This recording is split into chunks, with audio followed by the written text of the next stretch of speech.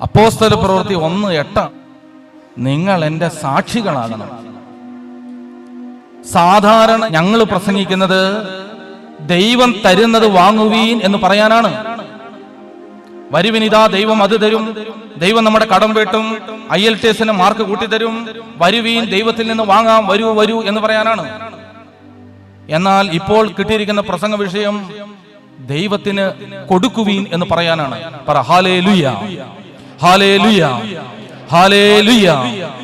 സ്നേഹമുള്ളവരെ, ദൈവത്തെ സ്തുതിച്ചുകൊണ്ട് ഈ വിഷയത്തെ നമ്മുടെ ദൈവത്തിന്റെ മുമ്പിലേക്ക് കാഴ്ചവെക്കണം. എന്തെന്നാൽ ഞാൻ എന്റെ ഹൃദയത്തിൽ നിന്ന് ഇങ്ങനെ ഒരു ചോദ്യം ചോദിക്കുകയാണ്. യേശുവിന്റെ സാക്ഷികളായി എത്ര പേർ എഴുന്നേൽക്കും? ഇത്രയും നാൾ കർത്താവിൽ നിന്ന് കിട്ടിയതല്ലേ നിന്റെ കയ്യിലുള്ളൂ. കർത്താവിന് കൊടുക്കാൻ എത്ര പേർ എഴുന്നേൽക്കും? അങ്ങനെ എഴുന്നേക്കാൻ ബലപ്പെടുത്തുന്ന സുവിശേഷ ഭാഗമല്ലേ അപ്പോസ്തല പ്രവൃത്തി 1:8. എന്താണ് വചനം നമ്മളോട് പറഞ്ഞത്? യേശുവിന്റെ സാക്ഷിയാവുക. എവിടെയാണ് യേശുവിന്റെ സാക്ഷിയാകേണ്ടത്? ബൈബിൾ ഗംഭീരമായ ഒരു ഓർഡറാണ് പറയുന്നത്. പരിശുദ്ധാത്മാവ് നിങ്ങളുടെ മേൽ വന്നു കഴിഞ്ഞാൽ നിങ്ങൾ എന്റെ സാക്ഷിയാകും. പക്ഷെ എവിടെയാണെന്നറിയോ? യെരൂശലേം, യൂദയ, സമരിയ, ലോകത്തിന്റെ അതിർത്തി വരെ. ആ ഓർഡർ ഒന്നുകൂടെ ശ്രദ്ധിക്കുക. യെരൂശലേം, യൂദയ, സമരിയ, ലോകത്തിന്റെ അതിർത്തി വരെ. എന്താണ് അർത്ഥം? അപ്പോസ്തല പ്രവൃത്തി 1:4 യേശു തന്റെ അപ്പോസ്തലന്മാരോട് പറഞ്ഞു, പരിശുദ്ധാത്മാവിന്റെ ശക്തി കിട്ടുന്നത് വരെ യെരൂശലേം വിട്ട് പോകരുത്, യെരൂശലേം വിട്ട് പോകരുത്. എന്റെ സാക്ഷിയാകണമെങ്കിൽ ആദ്യത്തെ നിബന്ധന യെരൂശലേം വിട്ട് പോകരുത്. എന്താണ് യെരൂശലേം? യെരൂശലേം എന്ന് പറഞ്ഞാൽ ഒരു യഹൂദനെ സംബന്ധിച്ചിടത്തോളം ഏറ്റവും ഇമ്പകരമായ സ്ഥലമാണ്. അവന്റെ ദൈവത്തിന്റെ ആലയമുള്ള സ്ഥലമാണ്, ആചാര്യന്മാരുള്ള സ്ഥലമാണ്, ബലികൾ നടക്കുന്ന സ്ഥലമാണ്, ദൈവ സാന്നിധ്യമുള്ള സ്ഥലമാണ്. അതുകൊണ്ട് യെരൂശലേം അവനെ സംബന്ധിച്ചിടത്തോളം ഒരു യഹൂദന് ആശ്വാസത്തിന്റെ, സന്തോഷത്തിന്റെ, സമാധാനത്തിന്റെ, ആനന്ദത്തിന്റെ സ്ഥലമാണ്. എന്നാൽ യേശുവിന്റെ അപ്പോസ്തലന്മാർക്ക് യെരൂശലേം എന്ന് പറഞ്ഞാൽ ഭയപ്പെടുത്തുന്ന സ്ഥലമാണ്. യേശുവിന്റെ അപ്പോസ്തലന്മാർക്ക് യെരൂശലേം ഭാരമുള്ള സ്ഥലമാണ്. യെരൂശലേം സങ്കടത്തിന്റെ സ്ഥലമാണ്. എന്താ കാരണം?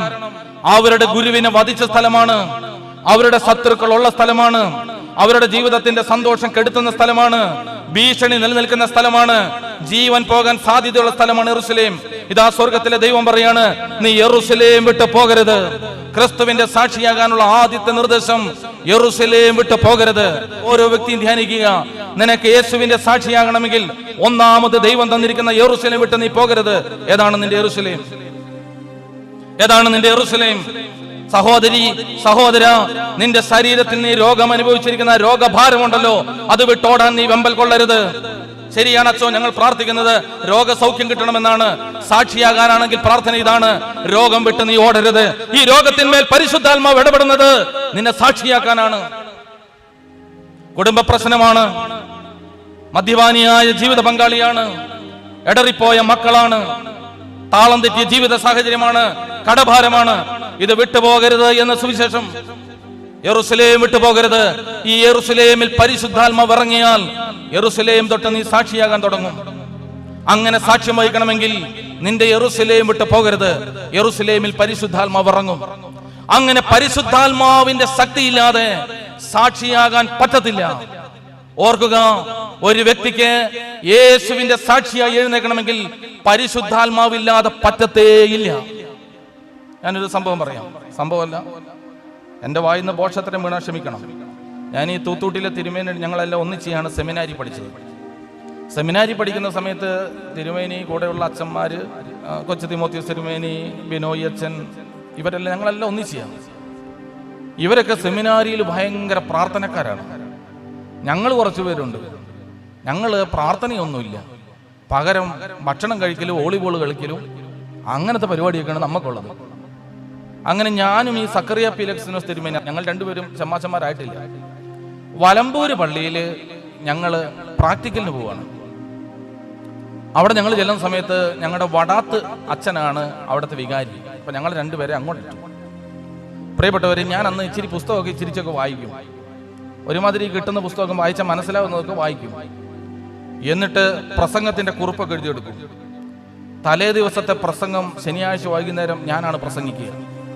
ഞാൻ പ്രസംഗിക്കാൻ അങ്ങോട്ട് കയറി കഴിഞ്ഞാൽ ദൈവശാസ്ത്രം, ലിബറേഷൻ തിയോളജി, അതിൻ്റെ ഇടയിൽ ബോബന് മോളിലെ 2 തമാശ, 4 പാട്ട്, ആദി ഗംഭീരായിരിക്കും എൻ്റെ പ്രസംഗം. ഞാനിങ്ങനെ പ്രസംഗം കൊണ്ട് പറഞ്ഞ് 1/4 മണിക്കൂർ പ്രകമ്പനം കൊണ്ടങ്ങ് പ്രസംഗിക്കും. ആളുകൾ എൻ്റെ നേരെ ഇങ്ങനെ നോക്കിയിട്ട് പറയും, ഈ 4 അടി നീളമുള്ള ഇവന്റെ ഉള്ളിൽ എവിടെ നിന്നാണ് ഈ സാധനമൊക്കെ കിട്ടിയത്? അപ്പൊ ചിലരെന്നോട് ചോദിച്ചു, ഇതൊക്കെ എവിടെ നിന്നാ കിട്ടണേ? ഇത് കേൾക്കാൻ വേണ്ടി ഞാൻ ഇടയ്ക്കിടയ്ക്ക് ഇങ്ങനത്തെ പ്രസംഗമൊക്കെ പറയും. പിറ്റത്തെ ശനിയാഴ്ച ഈ ചെമ്മാച്ചനാണ്, ഈ സക്കറിയാണ് പ്രസംഗിക്കുക. പുള്ളി ഇതൊന്നും പറയത്തില്ല. വേദപുസ്തകത്തിൽ ഒരു വാക്യം, അതിന്റെ വിശദീകരണം, അടുത്ത വാക്യം. അപ്പൊ ഞാൻ വിചാരിച്ചു, ഇയാൾ എന്നോ പറയണേ. ഒരു 4-5 ആഴ്ച കഴിഞ്ഞപ്പം ആളുകള് വടാത്തച്ഛനോട് പറഞ്ഞു, അതെ, ആ നീളം കുറഞ്ഞ ചെറുക്കനില്ലേ, അതിനോട് മിണ്ടാണ്ടിരിക്കാൻ പറ, മറ്റേ കൊച്ചു പ്രസംഗിക്കട്ടെ. അപ്പൊ ഇത് ആളുകൾ എന്നോട് വന്നിട്ട് ഇങ്ങനെ പറഞ്ഞു, മറ്റേ ചെമ്മാച്ചൻ പ്രസംഗിക്കുമ്പോ എന്തോ ഒരു സംഭവമുണ്ട്. പ്രിയപ്പെട്ടവരെ, എൻ്റെ മനസ്സ് ഇടിഞ്ഞുപോയി. നമ്മൾ ഇത്രയും വലിയ സംഭവം നടത്തിയിട്ട് കേൾക്കാൻ ആരുമില്ല. മറ്റേ ചെറുപ്പക്കാരൻ സുവിശേഷം മാത്രമേ പറയുള്ളൂ. ആളുകളുടെ ജീവിതത്തിൽ എന്തൊക്കെയോ മാറ്റം. അന്ന് രാത്രി കിടക്കാൻ നേരത്ത് ഞാൻ ഈ കൂട്ടുകാരനോട് ചോദിച്ചു, സഹോദര, നിങ്ങൾ പ്രസംഗിക്കുന്നതാണ് ആളുകൾക്ക് ഇഷ്ടം, നമ്മൾ പറയുന്നത് പിടിക്കുന്നില്ല. നിങ്ങൾ ഇടയ്ക്കിടയ്ക്ക് ഇങ്ങനെ പറയും, എൻ്റെ യേശു, എൻ്റെ യേശു എന്ന് പറയും. എനിക്കങ്ങനെ പറയാൻ പറ്റണില്ല. അതെന്താ കാരണം? ഈ കാര്യമാണ് എനിക്ക് അറിയേണ്ടത്. എൻ്റെ യേശു എന്ന് പറയാൻ എൻ്റെ നാവിന് കുഴപ്പമൊന്നുമില്ല, പക്ഷെ എനിക്ക് അങ്ങനെ പറയാൻ പറ്റണില്ല. പുള്ളി എൻ്റെ യേശു എന്ന് പറയുമ്പോൾ അതിനൊരു മധുരമുണ്ട്. ഇതിപ്പോ എൻ്റെ വാച്ചാണ്, എൻ്റെ വാച്ച്, എൻ്റെ വാച്ചെന്ന് ഞാൻ പറഞ്ഞാൽ അതിനൊരു ആധികാരികതയുണ്ട്, ഇത് എൻ്റെ വാച്ചാണ്. എന്നാൽ വേറൊരു വാച്ച് കൂടി ഇരിക്കുമ്പോൾ അത് എൻ്റെ വാച്ചെന്ന് ഞാൻ പറഞ്ഞാൽ എൻ്റെ വാച്ചാവോ? അത് ചുമ്മാ പറയാന്നേ ഉള്ളൂ. എനിക്ക് എൻ്റെ യേശു എന്ന് പറയാൻ പറ്റുന്നില്ല. അപ്പോൾ അദ്ദേഹം എന്നോട് പറഞ്ഞു, റജി പോളെ, 1 കൊരിന്ത്യൻസ് 12-ാം അധ്യായം 3-ാം തിരുവചനം എടുത്ത് വായിക്കുക. അതിനകത്ത് കിടപ്പുണ്ട് നിന്റെ കാര്യം. പ്രിയപ്പെട്ടവരെ, അതിനകത്ത് എഴുതിയിരിക്കുകയാണ്, യേശു കർത്താവാണ് എന്ന് പരിശുദ്ധാത്മാവില്ലാതെ ആർക്കും പറയാൻ കഴിയില്ല. നാം യേശുവിന്റെ സാക്ഷികളാകാൻ ആഗ്രഹിക്കുന്നുവെങ്കിൽ ദൈവാത്മാവിന്റെ സഹായം ഇല്ലാതെ നമുക്ക് യേശുവിന്റെ സാക്ഷിയാകാൻ പറ്റില്ല. നമുക്ക് പലതും നേടാൻ പറ്റും. യേശുവിന്റെ സാക്ഷിയാകണമെങ്കിൽ പരിശുദ്ധാത്മാവിന്റെ സഹായം വേണം. എന്താ കാരണം? കാരണം എന്താണ്? ഇത് യുദ്ധം ചെയ്യുന്ന ഒരു സ്ഥലമാണ്. ഇനി ശ്രദ്ധിക്കുക, അപ്പോസ്തലന്മാർ എങ്ങനെയാണ് യേശുവിന്റെ സാക്ഷിയായത്? ഞാൻ അതാണ് പറയാൻ പോകുന്നത്. യേശു ക്രിസ്തു പരസ്യ ശുശ്രൂഷ നടത്തി, അപ്പോസ്തലന്മാർ കൂടെ നടന്നു. ക്രിസ്തുവിന്റെ സാക്ഷിയാകാനുള്ള ശക്തി അന്നേരം ഒന്നും അവർക്ക് കിട്ടിയില്ല. ഇനി ഞാൻ പറയുന്ന ഭാഗം എന്റെ കൂടെ ഒന്ന് ശ്രദ്ധിച്ചു വരിക. മത്തായിയുടെ സുവിശേഷം 27-ാം അധ്യായം, ബൈബിൾ എടുത്തോ. അതിന്റെ 62 മുതലുള്ള തിരുവചനം ശ്രദ്ധിച്ചാൽ മതി. എനിക്കറിയാം ബൈബിൾ കൊണ്ടുവന്നിട്ടില്ല എന്ന് എനിക്കറിയാം, കുറച്ച് പേര് കൊണ്ടുവന്നിട്ടുണ്ട്. സ്തോത്രം. 62 മുതലുള്ള തിരുവചനം അതിങ്ങനെയാണ്. ഞാനത് മുഴുവൻ വായിക്കുന്നില്ല. യേശു ക്രിസ്തുവിനെ കാൽവറിയിൽ ക്രൂശിച്ചു കൊന്നു. അങ്ങനെ ക്രിസ്തു മരിച്ചു. യോസേഫും നിക്കോദീമോസും കൂടി യേശുവിന്റെ ശരീരം എടുത്ത് പുതിയൊരു കല്ലറയിൽ കൊണ്ടുവച്ചു. അവിടെ സുഗന്ധദ്രവ്യങ്ങളൊക്കെ ഇട്ട് അടക്കി കഴിഞ്ഞപ്പോൾ യഹൂദന്മാർ വന്ന് വലിയൊരു കല്ലെടുത്ത് അതിന്റെ മുമ്പിൽ വെച്ചു. എന്നിട്ട് എല്ലാവരും പിരിഞ്ഞുപോയി. ഇനി എന്നെ ശ്രദ്ധിക്കുക. പിരിഞ്ഞു പോകുന്ന സമയത്ത് 2-3 ആളുകൾക്ക് പെട്ടെന്നൊരു ബോധോദയം ഉണ്ടായി. അവർ പരസ്പരം പറഞ്ഞു, നമ്മൾ അങ്ങനെ പോയാൽ ശരിയാവില്ലല്ലോ. ആ വഞ്ചകൻ ജീവിച്ചിരുന്നപ്പോൾ പറഞ്ഞിട്ടുണ്ട്, 3-ാം ദിവസം ഉയർത്തെഴുന്നേൽക്കുമെന്ന് പറഞ്ഞിട്ടുണ്ട്.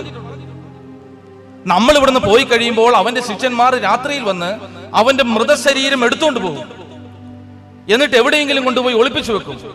മത്തായിയുടെ സുവിശേഷം 27-ാം അധ്യായം 62 മുതലുള്ള വചനമാണ് ഞാൻ ഈ പറയുന്നത്. അത് എവിടെയെങ്കിലും കൊണ്ട് ഒളിപ്പിച്ചു വെക്കും. എന്നിട്ട് അവർ പറയും, ഞങ്ങളുടെ കർത്താവ് ദേ കല്ലറയിൽ ഇല്ല, അവന് ഉയർത്തെഴുന്നേറ്റു. അങ്ങനെയൊന്നും സംഭവിക്കാതിരിക്കാൻ 3 ദിവസം പീലാത്തോസിന്റെ പട്ടാളത്തെ കാവൽ നിർത്തണം. അവർ ഓടിച്ചെന്ന് പീലാത്തോസിനോട് പറഞ്ഞു, അവിടുത്തെ പട്ടാളക്കാരെ ഞങ്ങളുടെ ആ കല്ലറയുടെ മുമ്പിൽ കൊണ്ട് കാവൽ നിർത്തണം. അപ്പൊ പീലാത്തോസ് പറഞ്ഞു, എന്റെ പോലീസിന് വേറെ പണിയുണ്ട്. അയാൾക്ക് അത്രയും ബോധം ഉണ്ടായിരുന്നു.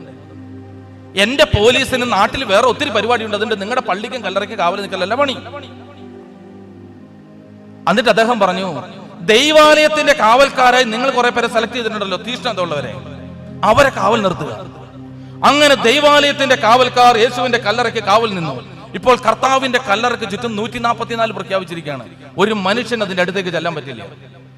ആരും വരാതിരിക്കാതെ കല്ലറയ്ക്ക് ചുറ്റും കാവൽക്കാർ റൂന്തി ചുറ്റിക്കൊണ്ടിരിക്കുകയാണ്. രാവും പകലും കൂലി കൊടുത്ത് നിർത്തിയിരിക്കുകയാണ്. ശിഷ്യന്മാർ ദൂരെ നിന്ന് നോക്കും, അടുത്തേക്ക് വരാൻ പറ്റില്ല. ഭയന്നിരിക്കുന്ന ഒരു സാഹചര്യമാണ്. 144 പ്രഖ്യാപിച്ച പോലെയാണ്. പ്രിയപ്പെട്ടവരെ, 3-ാം ദിവസം സകല പട്ടാളക്കാരെയും പരിഭ്രമിച്ചുകൊണ്ട് നമ്മുടെ കർത്താവ് ഉയർത്തെഴുന്നേറ്റു. ഇനിയുള്ള സംഭവം കേൾക്കുക. 28-ാം അധ്യായം 11 മുതലുള്ള തിരുവചനം. മത്തായിയുടെ സുവിശേഷം 28-11 മുതലുള്ള തിരുവചനം. യേശു ക്രിസ്തു ഉയർത്തെഴുന്നേറ്റു, കല്ലറ തുറന്നു, കാവൽക്കാർ പരിഭ്രമിച്ചു. അവർ ബന്ധപ്പെട്ടോടി മഹാപുരോഹിതന്മാരുടെയും പരീശന്മാരുടെയും പ്രധാനികളുടെയും അടുക്കൽ ചെന്ന് പറഞ്ഞു, ദേ, ഞങ്ങൾ കാവൽ നിന്ന സ്ഥലത്ത് കല്ലറ തുറന്ന് അവൻ ഉയർത്തെഴുന്നേറ്റു, ഞങ്ങൾക്കൊന്നും ചെയ്യാൻ കഴിഞ്ഞില്ല. അവരങ്ങനെ പറഞ്ഞു പോയി. ഉടനെ ഒരു കമ്മിറ്റി കൂടി. നമുക്കറിയാം ഈ ഭാഗമൊക്കെ അല്ലേ. ഉടനെ പുരോഹിതന്മാരെല്ലാവരും കൂടി പെട്ടെന്നൊരു പൊതുയോഗം വിളിച്ചു, കമ്മിറ്റി കൂടി. ആ കമ്മിറ്റിയിൽ പറഞ്ഞ കാര്യം ശ്രദ്ധിക്കുക. അവർ പോയപ്പോൾ കാവൽക്കാരിൽ ചിലർ പട്ടണത്തിൽ ചെന്ന് സംഭവിച്ചതെല്ലാം പ്രധാന പുരോഹിതന്മാരെ അറിയിച്ചു.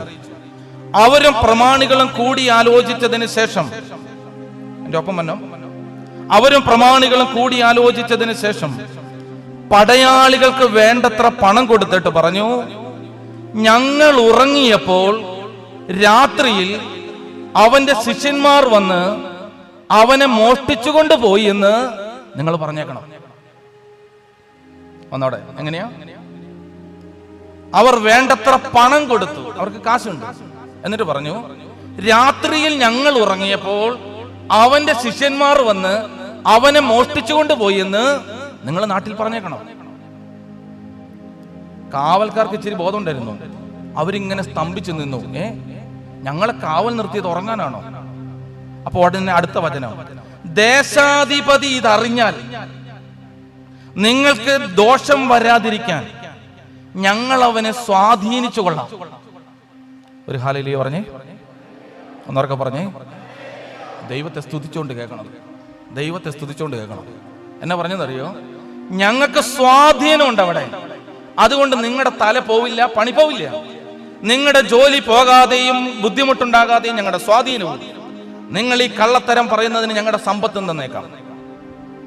അവർ പണം വാങ്ങി നിർദ്ദേശമനുസരിച്ച് പ്രവർത്തിച്ചു.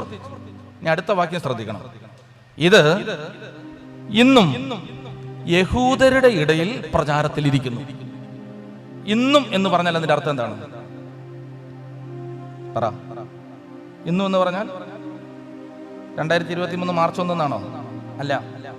മത്തായി ശ്ലീഹ ഈ സുവിശേഷം എഴുതുമ്പോൾ, ഈ തൂലിക ചലിപ്പിക്കുമ്പോൾ, അതെപ്പോഴും എഴുതിയേ? യേശു ക്രിസ്തു AD 30 മരിച്ചു എന്ന് കൂട്ടുക.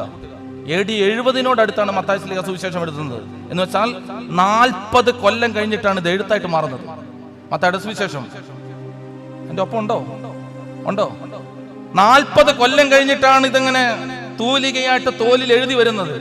അത് എഴുതുമ്പോഴും മത്തായി ശ്ലീഹ എഴുതുകയാണ്, ഇത് ഞാൻ എഴുതുമ്പോഴും. മത്തായി ശ്ലീഹ സുവിശേഷം എഴുതി ആര് വായിക്കാനെന്നറിയോ? യഹൂദൻ വായിക്കാൻ.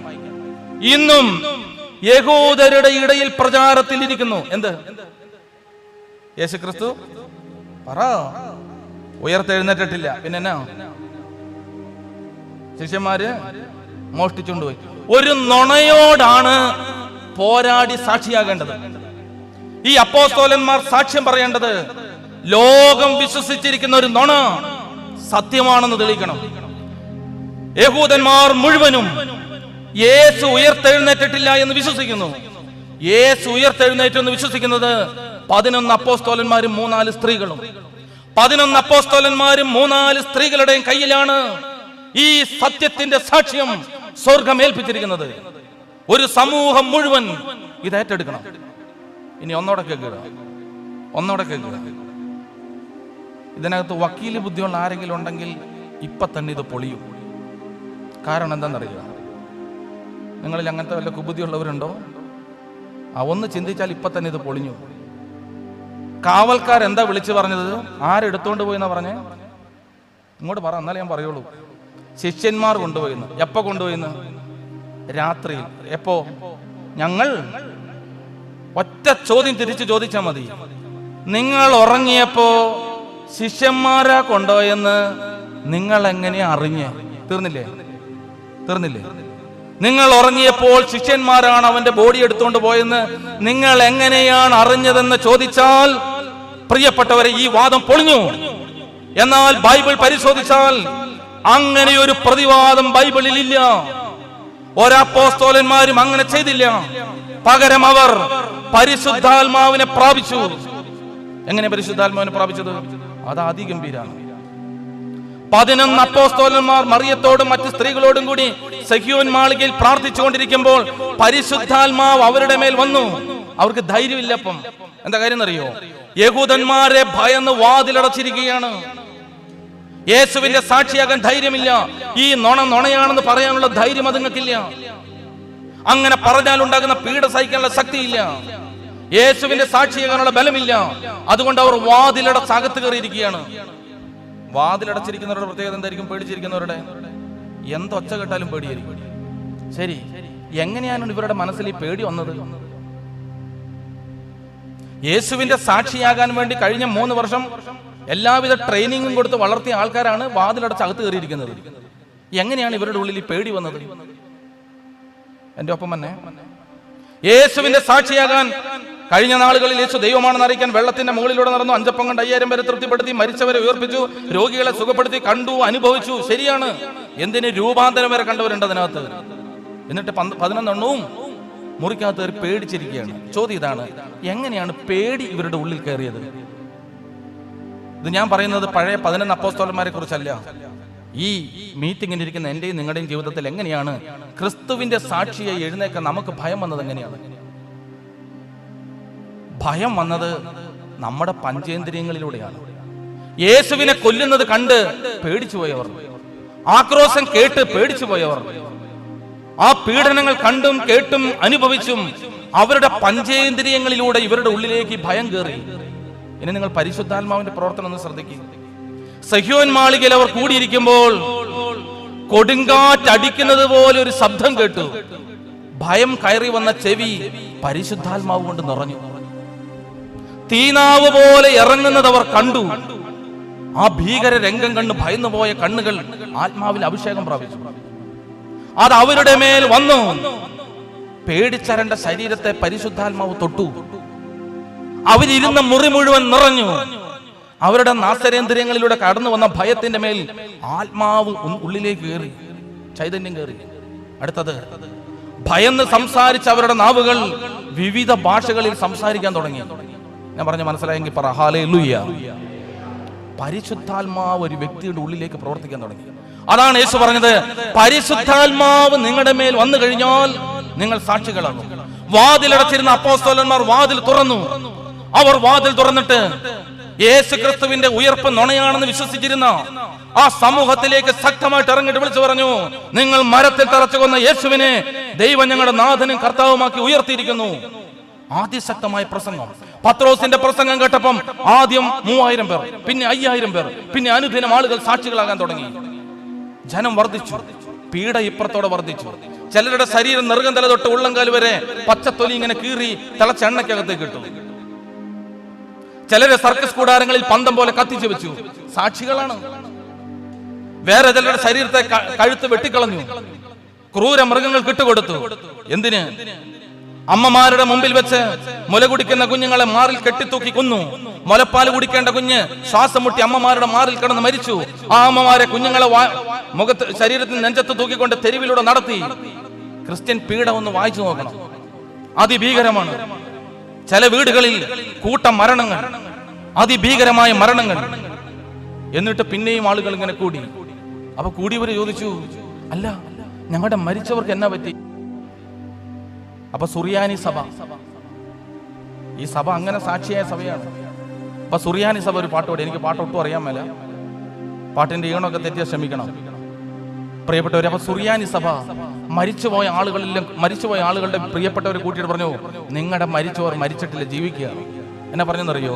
ക്രൂസിന്മേൽ തലചായിച്ചോൻ വലഭാഗത്തായി മുടിമുടയുന്നതു കണ്ടപ്പോൾ സഹദേന്മാർ നിങ്ങൾ നാനാവിധ യാതനയെയും കുസീടാതെ ഗളരുധിരത്താൽ, ഗളം കഴുത്ത്, രുധിരം രക്തം, ഗളരുധിരത്താൽ ധവളിമയംഗങ്ങൾക്കായി നൽകി പീഡകളെ വെന്നിക മസിഹായെ പ്രാപിച്ചോർ ധന്യന്മാർ നിങ്ങൾ. പാട്ടം കൂടെ തുടങ്ങി, ആരാധന അങ്ങ് തുടങ്ങി.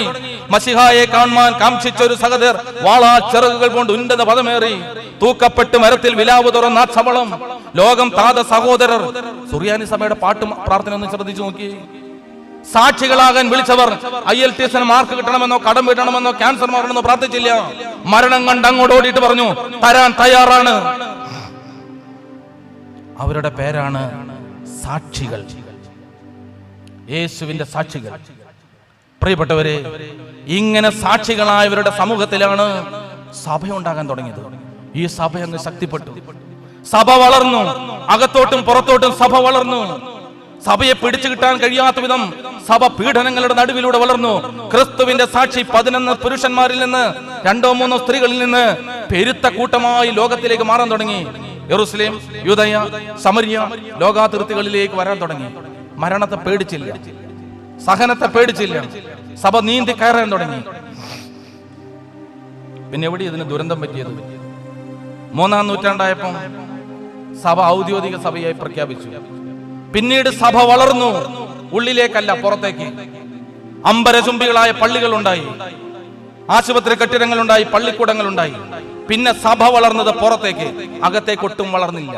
നോമ്പ് വളർന്നില്ല, പ്രാർത്ഥന വളർന്നില്ല, ഉപവാസം വളർന്നില്ല, വിശുദ്ധി വളർന്നില്ല, പുറത്തേക്ക് വളർന്നു. ഇപ്പോഴോ? ഞങ്ങൾ ഒരിക്കൽ UK കൺവെൻഷൻ നടത്താൻ പോയി തിരുമേനിയുടെ കൂടെ. ഗംഭീര പള്ളികൾ കണ്ട് അത്ഭുതപ്പെട്ടു പോയി. 12, 11, 10 നൂറ്റാണ്ടുകളിൽ ഉണ്ടാക്കിയ പള്ളികളാണ്. ആ പള്ളികളിൽ കള്ള് കച്ചവടമാണ് ഇപ്പൊ നടക്കുന്നത്. പിന്നെ ചില പള്ളികളൊക്കെ മലയാളികൾ വാടകയ്ക്ക് എടുത്തിട്ട് ഇച്ചിരി കുർബാനയൊക്കെ ചെല്ലുന്നുണ്ട്.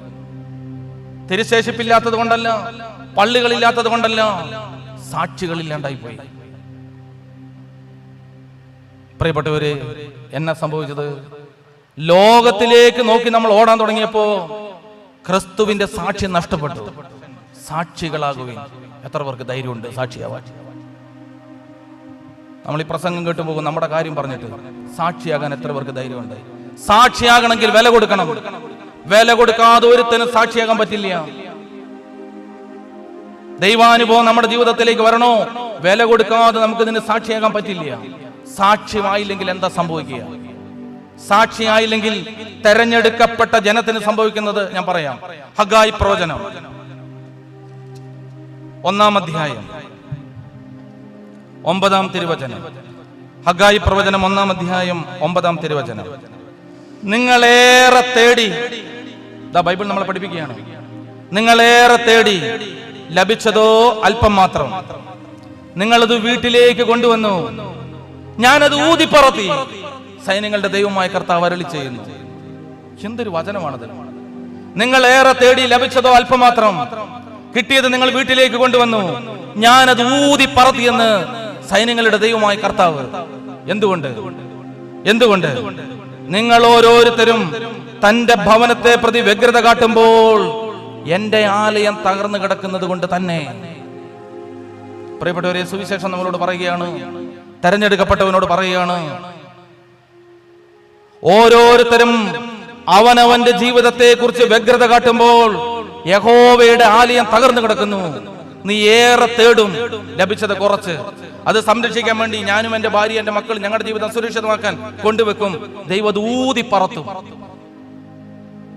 യഹോവയുടെ ആലയം തകർന്നു കിടക്കുമ്പോ എന്റെ ആലയത്തിന്റെ തകർച്ച കാണാതെ നിന്റെ മച്ചിട്ട ഭവനങ്ങളിൽ നീ താമസിക്കാൻ ഓടിയാൽ നിനക്കുള്ളത് ഞാൻ ഊതി പറത്തുമെന്ന് ഹഗായി പ്രവചനം. എന്താ അതിന്റെ അർത്ഥം? യേശുക്രിസ്തുവിന്റെ ജനനത്തിന് ഏകദേശം 500 വർഷം മുമ്പ് എഴുതിയ പ്രവചനമാണ് ഹഗായി പ്രവചനം. ആ കാലഘട്ടത്തിൽ അതിഗംഭീരമായി പണിയപ്പെട്ട ദൈവാലയം തകർന്നു വീണു. ദൈവാലയത്തിന്റെ കല്ലുകളൊക്കെ ഇങ്ങനെ തകർന്നു കിടക്കുമ്പോൾ യഹൂദൻ ചെന്നിട്ട് പ്രാർത്ഥിക്കും, ആ കല്ല് കിട്ടിയാൽ മതി അവന് പ്രാർത്ഥിക്കാൻ. പണ്ട് ഞങ്ങളുടെ വല്യാപ്പന്മാർ പ്രാർത്ഥിച്ച സ്ഥലമാണ്, അവനോട് പോയി പ്രാർത്ഥിക്കും. എന്നിട്ട് അവന്റെ ഗംഭീരമായ ഭവനങ്ങൾ സൃഷ്ടിച്ചുകൊണ്ടിരിക്കും. അപ്പൊ പ്രവാചകൻ പറഞ്ഞതാണ്, യഹോവയുടെ ആലയം തകർന്നു കിടക്കുമ്പോ സ്വന്തം വീടിന് വേണ്ടി പ്രാർത്ഥിച്ച് ജീവിക്കുന്നവനെ നിന്റെ കയ്യിൽ നിന്ന് ഞാൻ ഊതി പറത്തും. അപ്പൊ ഞാനിപ്പോ പറഞ്ഞത് പുതിയ പള്ളി പണിയാനല്ല പറഞ്ഞത്. പകരം എന്തെന്നറിയോ? ഏതാണ് ഇപ്പൊ തകർന്നു കിടക്കുന്ന ആലയം? 1 കൊരിന്ത്യൻസ് 3:16 പറയുകയാണ്, ദൈവത്തിന്റെ പരിശുദ്ധാത്മാവ് വസിക്കുന്ന ആലയം എന്ന് പറയുന്നത് മനുഷ്യനാണ്. ഇന്ന് മനുഷ്യര് തകർന്നു കിടക്കുമ്പോ നമ്മുടെ പ്രാർത്ഥനാ വിഷയങ്ങളും ഭൗതിക ജീവിതത്തിന്റെ സുഖവും മാത്രം നേടി ഓടിയാൽ ഈ സഭാ സമൂഹത്തെ ദൈവം ഊതിപ്പറത്തി കളയും. അതുകൊണ്ട് സാക്ഷികളാകാൻ നമ്മൾ മറന്നുപോയാൽ നാളത്തേക്ക് ഉണ്ടാവില്ല. പ്രിയപ്പെട്ടവരെ, ഈ സാക്ഷി ജീവിതത്തിന് വേണ്ടി ദൈവം നമ്മളെ ശക്തമായിട്ട് വിളിക്കുകയാണ്. പരിശുദ്ധാത്മാവിന്റെ നിറവിൽ ഈ സാക്ഷിയാകാൻ നമ്മളെ തന്നെ വിട്ടുകൊടുക്കണം. ശരി, ഇതെങ്ങനെ കിട്ടും? പരിശുദ്ധാത്മാവ് എങ്ങനെ കിട്ടും? ഞങ്ങൾ അടുത്ത ദിവസം ഒരു ധ്യാനത്തിന് വിട്ടു. ഞങ്ങൾ എല്ലാവരെയും കൂടെ തിരുമേനി ഒരു ധ്യാനത്തിന് വിട്ടു. എൻ്റെ അഭിപ്രായത്തിൽ നിങ്ങളും ആ ധ്യാനത്തിന് പോകുന്ന നല്ലതാണ്. ധോണി എന്ന് പറയുന്ന സ്ഥലത്താണ് ധ്യാനത്തിന് പോയത്. അപ്പൊ ധ്യാനത്തിന് പോകുമ്പോൾ നമ്മുടെ മനസ്സിലുള്ള ആഗ്രഹം എന്ന് പറയുന്നത് പുതിയ പുതിയ പ്രസംഗങ്ങളൊക്കെ കേൾക്കാം, കുറെ പോയിന്റൊക്കെ കിട്ടും, അതൊക്കെ എഴുതിയെടുക്കാം. അപ്പൊ ഞങ്ങൾ അവിടെ ചെന്ന് കഴിഞ്ഞപ്പോൾ ആ ധ്യാന കേന്ദ്രത്തിൽ പ്രസംഗം ഇല്ല. 24 മണിക്കൂർ സമയത്ത് 2 മണിക്കൂർ സമയത്തെ പ്രസംഗമുള്ളൂ. 2-2.5 മണിക്കൂർ സമയം പ്രസംഗം. ബാക്കി മുഴുവൻ സമയം പ്രാർത്ഥനയാണ്. അവരെല്ലാവരും പ്രാർത്ഥിച്ചുകൊണ്ടിരിക്കുന്നു. അച്ഛന്മാര്, സിസ്റ്റേഴ്സ്, ആത്മായക്കാരെല്ലാം പ്രാർത്ഥിച്ചുകൊണ്ടിരിക്കുന്നു. പ്രിയപ്പെട്ടവരെ, ആ ധ്യാന കേന്ദ്രത്തിൽ ഒരു പ്രസംഗ സമയത്ത് ഒരച്ഛൻ എഴുന്നേറ്റ് ഒരു ചോദ്യം ചോദിച്ചു. വേദപുസ്തകം ഒരു പ്രാവശ്യം മുഴുവൻ വായിച്ചിട്ടുള്ള ഒരു കൈവക്കുക, ശരിക്കും വായിച്ചിട്ടുള്ളവർ കൈവക്കാൻ പറഞ്ഞു. ആകെ ഒരു 3-4 പേര് കൈവക്കുക. പിന്നെ അച്ഛൻ ചോദിച്ചു 10 പ്രാവശ്യം വായിച്ചിട്ടുള്ളവർ, ഇപ്പൊ ഒരു 2 പേര് കൈവക്കുക. പിന്നെ അച്ഛൻ ചോദിച്ചു 50 പ്രാവശ്യം വേദപുസ്തകം വായിച്ചിട്ടുള്ളവർ കൈവക്കുക. അപ്പൊ ഒരു ആത്മായക്കാരി സ്ത്രീ, ഒരു തമിഴ് സ്ത്രീ, മലയാളം അറിയുന്ന ഒരു സ്ത്രീ കൈവക്കിയിട്ട് പറഞ്ഞു, ഞാൻ 56 പ്രാവശ്യം വേദപുസ്തകം വായിച്ചു. ഇപ്പൊ എല്ലാവരും അവരെ ഒന്ന് നോക്കി. പിറ്റേ ദിവസം അച്ഛൻ വന്നിട്ട് ഒരു ചോദ്യം ചോദിച്ചു. ആ ചോദ്യം ചങ്കിക്കൊള്ളുന്ന ചോദ്യമായിരുന്നു. ഇത്രയും വർഷമായില്ലേ ക്രിസ്ത്യാനിയായിട്ട് ജീവിക്കുന്നത്, 10 ആത്മാക്കൾ നേടിയിട്ടുള്ള ഒരു കൈവക്കാൻ പറഞ്ഞു. അപ്പൊ ഞങ്ങൾ അച്ഛന്മാർ അങ്ങോട്ടും ഇങ്ങോട്ടൊക്കെ നോക്കിയിരുന്നു, നമ്മൾ ഏത് ആത്മാക്കൾ നേടിയിട്ടുണ്ട്? അപ്പൊ ഈ സ്ത്രീ കൈവക്കി, കുറച്ച് ആളുകളും കൈവക്കി. അപ്പൊ അച്ഛൻ ചോദിച്ചു 100 പേരെ നേടിയിട്ടുള്ളൊരു കൈവക്കുക. അപ്പൊ ഈ സ്ത്രീ കൈവക്കി. അപ്പൊ ചോദിച്ചു എത്ര പേരെ നേടി? അപ്പൊ ഈ സ്ത്രീ എഴുന്നേറ്റ് പറയുകയാണ്, ഞാനൊരു ഹൈന്ദവ സ്ത്രീ ആയിരുന്നു. ഞാൻ യേശുവിന്റെ സ്നേഹം അറിഞ്ഞതിന് ശേഷം 500 പേരെ യേശു ക്രിസ്തുവിന്റെ സ്നേഹം അറിയിക്കാൻ കാരണമായി. ബുദ്ധിമുട്ടില്ലെങ്കിൽ പറയൂ ഹല്ലേലൂയ. നമ്മളോ വലിയ പാരമ്പര്യ ക്രിസ്ത്യാനികളല്ലേ, എത്ര പേരെ സാക്ഷിയാക്കി? പ്രിയപ്പെട്ടവരെ, സാക്ഷിയാക്കണമെങ്കിൽ പ്രാർത്ഥിക്കുകയും പരിശുദ്ധാത്മാവിനെ പ്രാപിക്കുകയും ചെയ്യണം. അപ്പൊ ഞാൻ ഈ പ്രസംഗം ഇങ്ങനെ കേട്ടുകൊണ്ടിരുന്നപ്പോൾ എനിക്ക് കരച്ചിൽ വന്നു. ദൈവമേ, ഞാൻ പട്ടേറ്റിട്ട് 10-22 വർഷമായി, ഒറ്റ ആത്മാക്കൾ നേടിയിട്ടില്ല. അപ്പൊ ഞാൻ ദൈവത്തോട് ഇങ്ങനെ നിലവിളിച്ചു, കർത്താവേ, ആത്മാക്കൾ നേടാനുള്ള എന്തെങ്കിലും കാര്യം എന്നെ സഹായിക്കണേ. അങ്ങനെ കഴിഞ്ഞപ്പം അടുത്തത് പ്രസംഗിക്കുന്നത് വയനാട്ടിലുള്ളൊരു ചെറുപ്പക്കാരനാണ് കയറി പ്രസംഗിക്കുന്നത്. ഒരു ചെറിയ ചെറുക്കൻ, 24 വയസ്സേ ഉള്ളൂ, MBA കഴിഞ്ഞൊരു ചെറുപ്പക്കാരൻ സ്റ്റേജിൽ കയറി പ്രസംഗിക്കുക. അവൻ സ്റ്റേജിൽ കയറിയപ്പോൾ എൻ്റെ മനസ്സെന്നോട് പറഞ്ഞു, ഇവനൊക്കെ മധുവായി കയറിയത് ഞങ്ങളുടെ കൂട്ടത്തിലുള്ള അച്ഛന്മാരാണ്, എനിക്കറിയാം ഇവൻ എന്നാ പ്രസംഗിക്കാനാണ്. ഇവൻ ഈ സ്റ്റേജിൽ കയറി ഞങ്ങളെല്ലാം കണ്ടിച്ചിരി പരിഭ്രമിച്ച് നിന്നിട്ട് ഒറ്റ പ്രസംഗം. ഞാൻ നോക്കുമ്പോൾ കത്തോലിക്ക അച്ഛന്മാരും നമ്മുടെ അച്ഛന്മാരും എല്ലാം കണ്ണീര് തുടക്കുകയാണ് ഈ ചെറുപ്പക്കാരൻ പ്രസംഗിക്കുമ്പോൾ. പ്രസംഗം കഴിഞ്ഞ് ഞാൻ അവൻ്റെ അടുത്ത് നിന്ന് ചോദിച്ചു, ജിൻസ, നിനക്ക് എങ്ങനെയാണ് ഇങ്ങനെ പറയാൻ കഴിയുന്നത്? അപ്പം അവൻ എന്നെ നോക്കി ചിരിച്ചു. അപ്പം ഞാൻ അവൻ്റെ അടുത്ത്, എനിക്ക് മനസ്സിലായി അവൻ്റെ അടുത്ത് കൃപയുണ്ടെന്ന്. അപ്പം അവൻ എന്നോടൊരു കാര്യം പറഞ്ഞു. അവൻ എന്നോട് ചോദിച്ചു, അച്ഛൻ്റെ കാലിൻ്റെ മുട്ടിൽ തഴമ്പുണ്ട്. അപ്പം ഞാൻ ചോദിച്ചു, പ്രസംഗം നല്ലതാണോ എന്ന് ചോദിച്ചപ്പോൾ ചെറുപ്പക്കാരൻ പറഞ്ഞ ചോദ്യം ഇതാണ്, അച്ഛൻ്റെ കാലിൻ്റെ മുട്ടിൽ തഴമ്പുണ്ട്. അപ്പം ഞാൻ നോക്കിയപ്പോൾ മുട്ടിൽ തഴമ്പല്ല, ഒരു കറുത്ത പാട് പോലും ഇല്ല. അപ്പം അവൻ എന്നോട് പറയുകയാണ്, ഇവിടെയുള്ള ആളുകളുടെ കാലിൻ്റെ മുട്ട് ഒട്ടകത്തിൻ്റെ മുതുക് പോലെയാണ്. എന്താ കാര്യം എന്നറിയോ? അവര് മുട്ടുകുത്തിന്ന് പ്രാർത്ഥിക്കുകയാണ്. എന്തിനാണെന്നറിയോ? പാപി മാനസാന്തരപ്പെടാൻ നിലവിളിച്ച് പ്രാർത്ഥിച്ചു കൊണ്ടിരുന്നവർക്ക് മാത്രമേ സാക്ഷിയാകാൻ പറ്റത്തുള്ളൂ, ഇല്ലെങ്കിൽ പറ്റില്ല. പ്രിയപ്പെട്ടവരെ, ഇവിടെ ഇരിക്കുന്ന ഓരോ വ്യക്തിയും മനസ്സിലാക്കണം, നമ്മളെ സാക്ഷിയാകാൻ വിളിച്ചിരിക്കുന്നു. ഞാൻ ഈ ബോധ്യം കിട്ടിയിട്ട് തിരിച്ചെൻ്റെ നാട്ടിൽ വന്നു. പൊങ്ങച്ചം പറയാണെന്ന് വിചാരിക്കരുത്, 4 പേരെ അന്ന് തന്നെ ഞാൻ നേടി. എന്നോടുകൂടി എല്ലാ തമാശയ്ക്ക് നിന്ന 3-4 പേരോട് ഞാനിത് പറഞ്ഞു. വലിയ ഗംഭീരത്തിലൊന്നല്ല ഞാൻ പറഞ്ഞു, ഇങ്ങനൊരു കർത്താവുണ്ട്. 4 പേര് അപ്പ എൻ്റെ കൂടെ കൂടി. ഇപ്പൊ ഞങ്ങൾ 8 പേര് കൂടി ഒരു ധ്യാനകേന്ദ്രം നടത്താം അവിടെ. പ്രിയപ്പെട്ടവരെ, ഒരു പൈസ ആർക്കും വേണ്ട, വണ്ടിക്കൂലിയും വേണ്ട, ഒന്നും വേണ്ട. കർത്താവിന് വേണ്ടി 5-8 എണ്ണം ചാവാൻ വേണ്ടി നടക്കുകയാണ്. അപ്പൊ എനിക്ക് മനസ്സിലായി, പ്രസംഗത്തിന്റെ ശക്തി കൊണ്ടോ ശൈലി കൊണ്ടോ നമുക്ക് സാക്ഷിയാകാൻ പറ്റില്ല. പകരം എന്ത് വേണം? എന്ത് വേണം? പരിശുദ്ധാത്മാവിന് വേണ്ടി പ്രാർത്ഥിക്കണം. പരിശുദ്ധാത്മാവിന്റെ ശക്തി ഇല്ലാതെ ക്രിസ്തുവിന്റെ സാക്ഷിയാകാൻ പറ്റില്ല. പ്രിയപ്പെട്ടവരെ, നിങ്ങൾ യൂട്യൂബ് എടുത്തിട്ട് അതിനകത്ത് കുറെ സാക്ഷികളുണ്ട് യേശുവിന്റെ, ഒന്ന് കേട്ടു നോക്കണം. അതിനകത്ത് ഈ തിരുവനന്തപുരത്തുള്ളൊരു സ്ത്രീയുണ്ട്, സരള ഷെട്ടി എന്നാണ് അതിന്റെ പേര്. സരള ഷെട്ടി ഒരു പട്ടത്തിയാണ്, പട്ടരി പെണ്ണാണ്, നല്ല വിദ്യാഭ്യാസമുള്ള പട്ടത്തി പെണ്ണ്. പുള്ളിക്കാരിക്ക് ശ്രീലങ്കയിൽ ഒരു നല്ല ജോലി കിട്ടി ഒരു 30-40 വർഷം മുമ്പ്. അപ്പൊ ഇവിടുന്ന് പോകാൻ നേരത്ത് ഒരു കൂട്ടുകാരി ചോദിച്ചു, നീ ഏതായാലും ശ്രീലങ്കയ്ക്ക് പോവല്ലേ, എൻ്റെ ഒരു കസിൻ അവിടെയുണ്ട്, ഈ പൊതിയും കൂടെ അങ്ങ് കൊടുത്തേക്കാൻ പറഞ്ഞു. മരുന്നാണെന്ന് പറഞ്ഞ് കൊടുത്തു വിട്ടു. അവിടെ ചെന്നിറങ്ങി പരിശോധിച്ച് നോക്കിയപ്പോൾ മയക്കുമരുന്നായിരുന്നു. 12 വർഷം ജയിലിൽ പിടിച്ചിട്ട്. ഭർത്താവ് ഉപേക്ഷിച്ചു, ഒരു മകനുണ്ടായിരുന്നു, മകനെ ഉപേക്ഷിച്ചു. അമ്മ മയക്കുമരുന്ന് കേസിൽ ശ്രീലങ്കയിൽ ജയിലിലായി.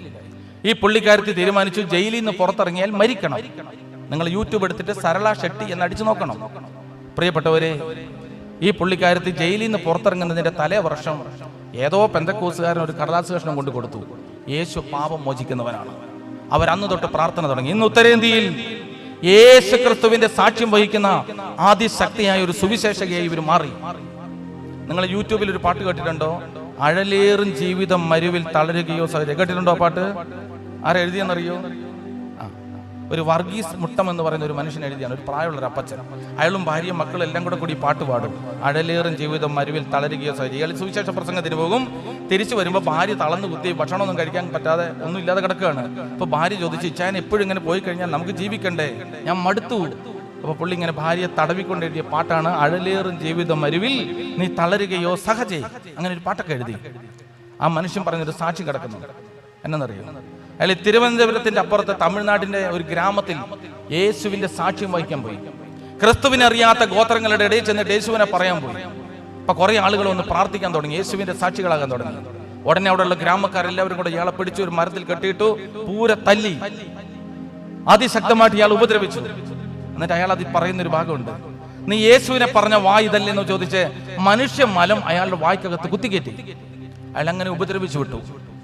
അയാളുടെ ശരീരം, അയാൾ അതുപോലെ തന്നെ പറയുന്നത്, വസ്ത്രം നിറച്ച് മനുഷ്യ മലമാക്കി ഓടിച്ചു. അയാൾ ഇവിടെ നിന്ന് ഓടി കിതച്ച് എങ്ങനെയൊക്കെയോ നാട്ടിലെത്തി. 1 മാസം കഴിഞ്ഞപ്പോൾ അയാൾ പ്രാർത്ഥിച്ചുകൊണ്ടിരുന്നപ്പോൾ ഭയങ്കര ദൈവ സന്ദേശം. വർഗീസേ, നീ എഴുന്നേറ്റ് അതേ ഗ്രാമത്തിലേക്ക് പോവുക.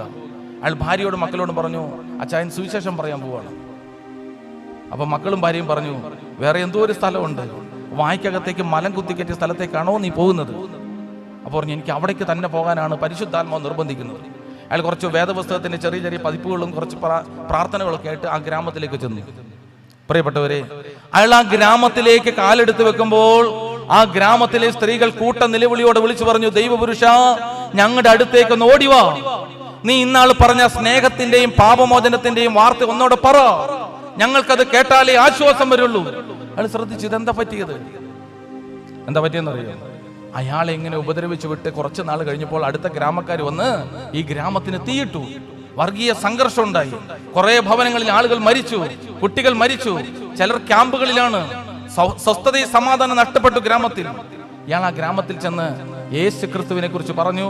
പുതിയ നിയമത്തിന്റെ കുറച്ച് കോപ്പി കൊടുത്തു. അയാൾ എന്താ തിരിച്ചു പറഞ്ഞെന്നറിയോ? 2.5 മാസം കഴിഞ്ഞ് തിരിച്ചു വരുമ്പോൾ 600 പേരുള്ള ഒരു സഭ യേശുവിനെ സാക്ഷിക്കാൻ തുടങ്ങി. മനസ്സിലാക്കി പറ ഹല്ലേലൂയ. ഞാൻ ചോദിച്ചത്, സഹോദരങ്ങളെ, നമ്മുടെ യെറുസലേമിലെങ്കിൽ യേശുവിന്റെ സാക്ഷിയാകാൻ പറ്റിയിട്ടുണ്ടോ? ഞങ്ങളുടെ കൂട്ടത്തിൽ തൂത്തുകുട്ടിയിൽ ഒരു സുനിൽ ബ്രദർ ഉണ്ട്. ബ്രദർ പറഞ്ഞൊരു കാര്യം, ക്രിസ്തുവിന്റെ സാക്ഷിയാവുക. ബ്രദർ പറഞ്ഞൊരു കാര്യം, അദ്ദേഹത്തിന്റെ കൂട്ടത്തിലുള്ള ഒരു ചെറുപ്പക്കാരനെ കുറിച്ചാണ് പറഞ്ഞത്. വലിയ സമ്പന്നനായ ചെറുപ്പക്കാരനാണ്, എന്നാൽ അത്യാവശ്യം എല്ലാവിധ സ്വഭാവ ദൂഷ്യമുണ്ട്. അയാളുടെ കല്യാണം കഴിച്ച പെണ്ണിനെ കുറിച്ച്, ആ പെൺകുട്ടി കുഞ്ഞുനാൾ തൊട്ടേ നല്ല പ്രാർത്ഥനക്കാരിയാണ്. അവളൊന്ന് ദൈവത്തോട് ഇങ്ങനെ പ്രാർത്ഥിച്ചു, കർത്താവേ, എനിക്ക് തരുന്ന വിവാഹം കഴിക്കുന്ന പുരുഷൻ മദ്യപിക്കാത്ത ഒരാളായിരിക്കണം. കാശ് വേണമെന്നില്ല, വേറൊന്നും വേണമെന്നില്ല, മദ്യപിക്കാത്ത ഒരു ചെറുപ്പക്കാരനെ എനിക്ക് കല്യാണം കഴിക്കാൻ പറ്റണം.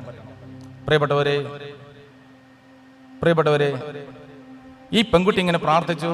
ഒരു ചെറുപ്പക്കാരന് കല്യാണാലോചന വന്നു.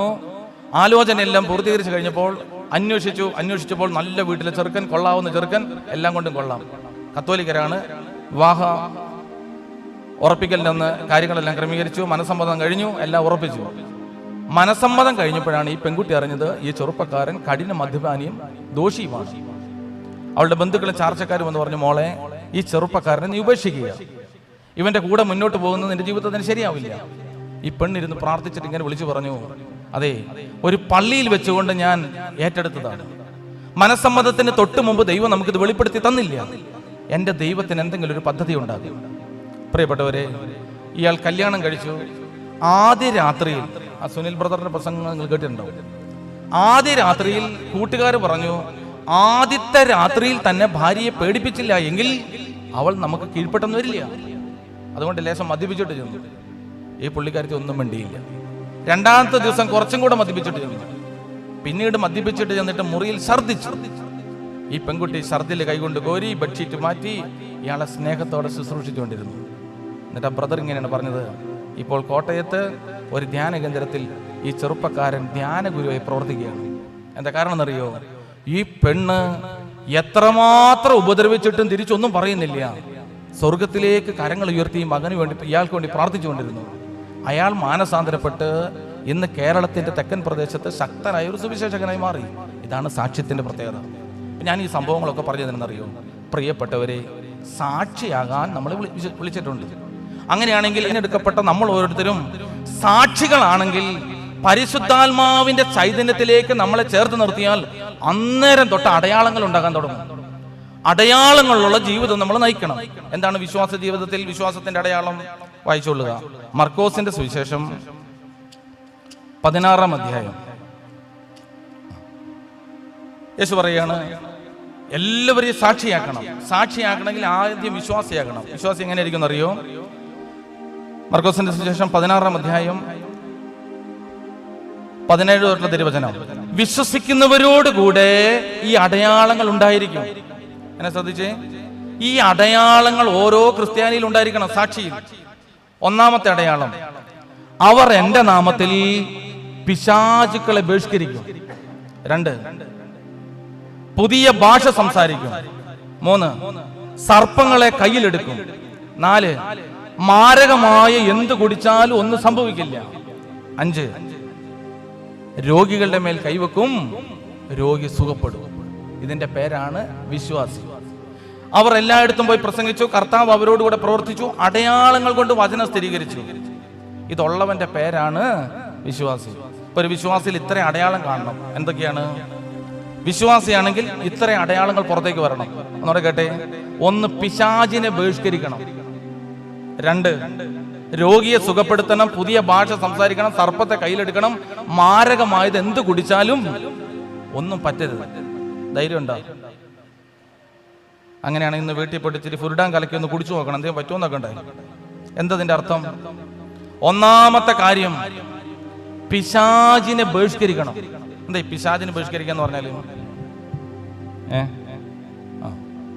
പിശാചിനെ ബഹിഷ്കരിക്കുക എന്ന് പറഞ്ഞാൽ അങ്ങനെ കൈവച്ച് പ്രാർത്ഥിക്കുക, അപ്പൊ പിശാച് ഉരുണ്ടി ചാടും, അതാണോ? നമ്മുടെ വിചാരം പിശാചിനെ ബഹിഷ്കരിക്കുക എന്ന് പറഞ്ഞാൽ നമ്മൾ ഈ TV സീരിയലിലൊക്കെ കണ്ടിട്ടുള്ള സാധനമാണ്. എന്താണ് ഈ പിശാച് എന്ന് പറഞ്ഞാൽ? ദൈവത്തിന്റെ ഹിതത്തിന് വിരുദ്ധമായി നമ്മുടെ തലക്കകത്തേക്ക് വരുന്ന പൈശാചിക ശക്തികളെയും ചിന്തകളെയും ബഹിഷ്കരിക്കുക. ഇതിന്റെ പേരാണ് പിശാചിനെ ബഹിഷ്കരിക്കുക. 2, പുതിയ ഭാഷ സംസാരിക്കുക. അതെന്താ? ആകെ മലയാളം പോലും ശരിക്കും അറിയാൻ മേലെ. അപ്പൊ പുതിയ ഭാഷ എന്ന് പറഞ്ഞാലോ? ഇത്രയേ ഉള്ളൂ. ഇപ്പോഴത്തെ നമ്മുടെ ഭാഷയുണ്ട്, ആരടാ എന്തടാ മറ്റവനെ മറിച്ച്. ഈ ഭാഷ മാറും. ദൈവസ്നേഹത്തിന്റെ ഒരു ഭാഷ നാവിലേക്ക് വരും. സർപ്പത്തെ കയ്യിലെടുക്കും എന്ന് വെച്ചാലോ? സർപ്പം എന്ന് പറഞ്ഞാൽ നമ്മൾ ഉപദ്രവിക്കുന്ന സാധനമാണ്. ഉപദ്രവിക്കുന്നത് ഒരുപക്ഷെ അമ്മാവിയമ്മയുടെ സ്വഭാവമായിരിക്കാം, അല്ലെങ്കിൽ മക്കളുടെ സ്വഭാവമായിരിക്കാം. അത് നമ്മുടെ കയ്യിൽ ഒതുങ്ങും. മാരകമായത് അകത്ത് ചെന്നാൽ നിനക്കൊന്നും പറ്റില്ല എന്നതാണ്. മറ്റുള്ളവർ പറയുന്ന കുത്തുവാക്കുകൾ, പരിഹാസങ്ങൾ, ഇത് നമ്മുടെ ജീവിതത്തെ ബാധിക്കില്ല. അടുത്തത്, രോഗിയെ സുഖപ്പെടുത്തും എന്ന് വെച്ചാൽ വൈദ്യനാകുന്നല്ല അർത്ഥം. ഒരു രോഗിയുടെ അടുക്കൽ ഒരു വിശ്വാസി ചെന്ന് പ്രാർത്ഥിച്ചാൽ അവൻ ഒരുപക്ഷെ മരിച്ചു പോകുമായിരിക്കും, പക്ഷെ അവൻ ആശ്വാസം കൊണ്ട് നിറയാൻ തുടങ്ങും. പ്രിയപ്പെട്ടവരെ, ഇതിന്റെ പേരാണ് സാക്ഷിയായി തീരുക എന്നുള്ളത്. അപ്പൊ ഞാൻ ഈ പറഞ്ഞ ഒന്നാമത്തെ ഭാഗം ഇതാണ്. പരിശുദ്ധാത്മാവിന്റെ സഹായത്തോടെ യേശു ക്രിസ്തുവിന്റെ സാക്ഷിയായി തീരണം. ശരി, ഇതാ ബൈബിൾ നമ്മളോട് പറയുകയാണ്, പരിശുദ്ധാത്മാവിന്റെ നിറവിൽ സാക്ഷിയാവുക. അടുത്ത് ശ്രദ്ധിക്കുക, ആദ്യത്തെ സാക്ഷിയാകേണ്ടത് യെരുശലേമിലാണ്. യെരൂശലേം എന്ന് പറഞ്ഞാൽ നമ്മളെ സംബന്ധിച്ചിടത്തോളം നമ്മുടെ വീടാണ്. പ്രിയപ്പെട്ടവരെ, വീട്ടിൽ സാക്ഷിയായിട്ട് വേണം നാട്ടിലേക്ക് സാക്ഷിയാകാൻ. എങ്ങനെയാണ് വീട്ടിൽ സാക്ഷിയാവുക? വേദപുസ്തകത്തിൽ വീട്ടിൽ സാക്ഷിയാകുന്നതിന്റെ ഒത്തിരി സംഭവങ്ങൾ പറഞ്ഞിട്ടുണ്ട്. ഒരു വ്യക്തി യേശുവിന്റെ സാക്ഷിയായാൽ എന്താണ് സംഭവിക്കാൻ തുടങ്ങുക? നമ്മൾ ഒത്തിരി കേട്ടിട്ടുള്ള വേദഭാഗമാണ് ലൂക്കോസിന്റെ സുവിശേഷം 19-ാം അധ്യായം 1 മുതലുള്ള തിരുവചനം. അതിന്റെ ഒരു വിശദീകരണത്തിനല്ല ഞാൻ നിൽക്കുന്നത്. യേശുവിന്റെ സാക്ഷിയായാൽ എന്താണ് സംഭവിക്കാൻ തുടങ്ങുക? ലൂക്കോസിന്റെ സുവിശേഷം 19-ാം അധ്യായം എന്നെ പോലത്തെ ഒരു മനുഷ്യനെ കുറിച്ചാണ് പറയുന്നത്, സക്കായിയെ കുറിച്ചാണ് പറയുന്നത്. അതിനകത്ത് ഇങ്ങനെയാണ് പറയുന്നത്: യേശു യെരീഹോയിലൂടെ പോകുമ്പോൾ സക്കായി എന്നു പേരുള്ള ഒരുവൻ യേശുവിനെ കാണാൻ ആഗ്രഹിച്ചു. അവൻ എങ്ങനെയാണ് യേശുവിന്റെ സാക്ഷിയായി തീർന്നത്? അവന്റെ വീടിനകത്ത് എന്താണ് സംഭവിച്ചത്? വളരെ എളുപ്പത്തിൽ നമുക്കൊന്ന് ചിന്തിച്ചു നോക്കുക. ഇതാ പ്രിയപ്പെട്ടവരെ, യേശു യെരീഹോയിലൂടെ പോകുന്നു എന്നറിഞ്ഞപ്പോൾ യേശുവിനൊന്ന് കാണാൻ സക്കായി അതിയായി ആഗ്രഹിച്ചു. അവനെ കുറിച്ച് ബൈബിളിൽ ഇങ്ങനെയാണ് എഴുതിയത്: അവൻ ധനവാനും ചുങ്കക്കാരിൽ പ്രധാനിയുമായിരുന്നു. അവന് സമ്പത്തും ഉണ്ട്, അധികാരവും ഉണ്ട്. അധികാരവും സമ്പത്തുള്ള ആളുകൾക്കൊന്നും യേശുവിനെ വേണമെന്നില്ല. പക്ഷെ ഇയാൾക്ക് മനസ്സിലായി, എൻ്റെ ഉള്ളിലേക്ക് ദൈവത്തിന്റെ സ്നേഹം നിറയാത്തത് കൊണ്ട്, ദൈവകൃപ ശക്തിപ്പെടാത്തത് കൊണ്ട് അതിനുവേണ്ടി അയാൾ ആഗ്രഹിച്ചു. അയാൾ യേശുവിനെ കാണാൻ വേണ്ടി മുന്നമേ ഓടിയൊരു കാട്ടത്തിൽ കയറിയിരുന്നു. അപ്പൊ അവിടെ ഇരുന്ന് യേശുവിനെ ഇങ്ങനെ കാണാൻ ആഗ്രഹിക്കുകയാണ്. അയാൾ യേശുവിനെ കാണാൻ ആഗ്രഹിച്ച് അവിടെ എത്തിക്കഴിഞ്ഞപ്പോൾ യേശു മുകളിലേക്ക് നോക്കി സക്കായിയോട് വിളിച്ചു പറഞ്ഞു: എനിക്കിന്ന് നിന്റെ വീട്ടിലേക്ക് വരേണ്ടിയിരിക്കുന്നു. അടുത്ത നിമിഷം യേശുവിന്റെ അടുക്കലേക്ക് സക്കായി ഇറങ്ങി വരുന്നു. യേശുവിന്റെ അടുക്കലേക്ക് സക്കായി ഇറങ്ങി വന്നപ്പോൾ അപ്പോൾ തന്നെ അവന്റെ ഭവനത്തിൽ സാക്ഷ്യത്തിന്റെ അടയാളം ഉണ്ടാകാൻ തുടങ്ങി. എന്താ സംഭവിച്ചത്? അവന്റെ ഭവനത്തിന്റെ സമാധാനം കെടുത്തിക്കൊണ്ടിരുന്ന പൈശാചിക ശക്തിയായ വഞ്ചനയും ചതിയും സാമ്പത്തിക ആസക്തിയും ആ ഭവനത്തിൽ നിന്ന് വിട്ടുപോയി. അവൻ യേശുക്രിസ്തുവിനെ സാക്ഷിയായി സ്വീകരിച്ചപ്പോൾ തന്നെ അവന്റെ വീട് രക്ഷയുടെ വീടായി മാറാൻ തുടങ്ങി. അടുത്ത നിമിഷം നമ്മൾ കാണുന്നത് യേശു സക്കായിയെയും കൂട്ടിക്കൊണ്ട് അവന്റെ ഭവനത്തിലേക്ക് ചെല്ലുമ്പോൾ അവന്റെ ഭവനത്തിന്റെ മുമ്പിൽ ക്രിസ്തുവിന്റെ ഒരു അഭിഷേകം ഈ ഭവനം രക്ഷയുടെ ഭവനമായി മാറിയിരിക്കുന്നു. യേശു ക്രിസ്തുവിന്റെ ആത്മാവ് ഒരു വ്യക്തിയുടെ ഭവനത്തിലേക്ക് വന്നാൽ ആ ഭവനം രക്ഷയുടെ ഭവനമായി മാറാൻ തുടങ്ങുകയാണ്. പ്രിയപ്പെട്ടവരെ, ക്രിസ്തുവിന്റെ സാക്ഷ്യം ആദ്യം ഉണ്ടാകേണ്ടത് നമ്മുടെ വീടുകളിലാണ്. വീടുകളിൽ സാക്ഷ്യമില്ല എങ്കിൽ ഒരു കാരണവശാലും ഇത് പുറത്തേക്ക് ഇറങ്ങത്തില്ല. ഞാനിത് പറയുമ്പോൾ ഒരിക്കൽ ഞാനിങ്ങനെ ഒരു 8 നോമ്പ് പള്ളി നടത്തുന്ന സമയത്ത് ആ പള്ളിയിൽ അവർ പറഞ്ഞു, പുറമേ നിന്ന് പ്രാസംഗികരെ വിളിച്ചു കഴിഞ്ഞാൽ ഒത്തിരി കാശ് കൊടുക്കേണ്ടി വരും, അതുകൊണ്ട് അച്ഛൻ തന്നെ പ്രസംഗിച്ചാൽ മതി. ഇപ്പോൾ 8 ദിവസം പ്രസംഗിക്കാൻ പറ്റാത്തതുകൊണ്ട് ഞാനൊരു ചേട്ടനെ പ്രസംഗിക്കാൻ നിർത്തി. ആ പള്ളിയിലെ ഞാൻ അവിടെ ചെന്നപ്പോൾ എനിക്ക് കൊള്ളാമെന്ന് തോന്നിയ ഒരു ചേട്ടൻ എഴുന്നേറ്റ് 8 നോമ്പിന് പ്രസംഗിച്ചു. പ്രസംഗം കഴിഞ്ഞ് ആളുകൾ കഞ്ഞി കുടിച്ച് പിരിഞ്ഞപ്പോഴേക്കും പള്ളിയിലെ കമ്മിറ്റിക്കാർ 2-3 പേരും കുറച്ച് ആളുകൾ വന്നിട്ട് എന്നോട് പറഞ്ഞു, ഇങ്ങനെയുള്ളവരെയൊന്നും കയറ്റി പ്രസംഗിക്കാൻ പറ്റില്ല. അപ്പോൾ ഞാൻ ചോദിച്ചാൽ എന്താ കാരണം? അയാൾക്ക് അയാളുടെ വീടിന്റെ ഉള്ളിൽ പോലും സാക്ഷ്യമില്ല. അപ്പോൾ ഞാൻ ചോദിച്ചാൽ അങ്ങനെ പറഞ്ഞത്, അയാളുടെ 2 സഹോദരന്മാരോടും അമ്മയോടും മിണ്ടില്ല. അങ്ങനെയുള്ള ഒരാൾ ഇവിടെ എഴുന്നേറ്റ് നിന്നിട്ട് യേശുവിന്റെ സ്നേഹത്തെക്കുറിച്ചും മാതാവിനെ കുറിച്ചും പറഞ്ഞാൽ അത് കേട്ടിരിക്കാൻ ഞങ്ങളെ കൊണ്ട് പറ്റില്ല. അപ്പൊ ഞാൻ പറഞ്ഞു, അതെനിക്കറിയാൻ മേലായിരുന്നു. അപ്പൊ അതുകൊണ്ട് അച്ഛൻ ആരെങ്കിലും പ്രസംഗിക്കാൻ നിർത്തുകയാണെങ്കിൽ ഞങ്ങളോട് ചോദിക്കണം. ഇവർ കുറച്ച് പേര് എന്നോടൊന്ന് ദേഷ്യപ്പെട്ടു. അപ്പൊ എനിക്ക് തോന്നി ഈ മനുഷ്യനോടൊന്ന് സംസാരിക്കണം. അപ്പൊ ഞാൻ ആ ചേട്ടനെ ഉച്ച കഴിഞ്ഞ് വിളിച്ചു. അപ്പൊ ചേട്ടനോട് പറഞ്ഞു, ചേട്ടൻ എന്താ വീടിനകത്തൊരു സാക്ഷ്യമില്ലാതെ ജീവിക്കുന്നത്? ഇപ്പൊ എന്നോട് ഇടയ്ക്കിടയ്ക്ക് വന്നിട്ട് യേശുവിനെ കുറിച്ചും സാക്ഷ്യത്തെക്കുറിച്ചൊക്കെ വലിയ ഗംഭീരമായി പറയുന്ന ആളായിരുന്നു. എന്തുകൊണ്ടാണ് നിങ്ങളുടെ വീടിനകത്ത് നിങ്ങൾക്ക് സാക്ഷ്യമില്ലാത്തത്? അപ്പൊ അദ്ദേഹം പറഞ്ഞു, എൻ്റെ 2 സഹോദരന്മാരുമായിട്ടും ഞാൻ അകൽച്ചയിലാണ്, അതുകൊണ്ട് എനിക്ക് അവരോട്ട് രമ്യപ്പെട്ടു പോകുന്നില്ല എന്നുള്ളതാണ് നാട്ടുകാരുടെ പരാതി. അപ്പൊ ഞാൻ പറഞ്ഞു, അത് തിരുത്തിക്കൂടെ? പ്രിയപ്പെട്ടവരെ, ഞാനിത് പറയുമ്പോൾ ചിലപ്പോൾ ചില ആളുകൾ വിചാരിക്കും, ഞങ്ങളുടെ വീട്ടിൽ ഞങ്ങൾക്ക് ആഗ്രഹമുണ്ട് ഞങ്ങളുടെ സഹോദരന്മാരോട് രമ്യതയിൽ പോകാൻ, മാതാപിതാക്കന്മാരോട് രമ്യതയിൽ പോകാൻ. പക്ഷെ ചില സാഹചര്യങ്ങൾ നമ്മൾ അനുവദിക്കില്ല. അപ്പൊ നമുക്ക് സാക്ഷിയാകണ്ടേ? ഈ മനുഷ്യൻ ഇങ്ങനെ പറയുകയാണ്, അച്ഛാ, എനിക്ക് 18 വയസ്സുള്ളപ്പോൾ എൻ്റെ അപ്പം മരിച്ചു. താഴത്തെ അനുജന് 16 വയസ്സ്, അതിൻ്റെ താഴെയുള്ളവന് 14 വയസ്സ്. അമ്മ ഒരു രോഗി. 18 വയസ്സായി എൻ്റെ തലയിലേക്ക് കുടുംബജീവിതത്തിന്റെ മുഴുവൻ ഭാരവും വന്നു. നിവൃത്തിയില്ലാത്തത് കൊണ്ട് എന്നോട് എല്ലാവരും പറഞ്ഞു, ബോംബെ പോയി എന്തെങ്കിലും ഉപജീവനം നടത്തി കാശുണ്ടാക്കാൻ പറഞ്ഞു. അങ്ങനെ ഞാൻ 10ാം ക്ലാസ് കഴിഞ്ഞ് പ്രീ ഡിഗ്രിക്ക് പോകണമെന്ന് ആഗ്രഹിച്ച് ഞാൻ 1 കൊല്ലം പഠിച്ചിട്ട് ബോംബെ ചെന്നു. അവിടെ ചെന്ന് കുറച്ച് നാൾ പൈപ്പ് വെള്ളമൊക്കെ കുടിച്ച് ചെറിയ ചെറിയ പണിയൊക്കെ എടുത്തു.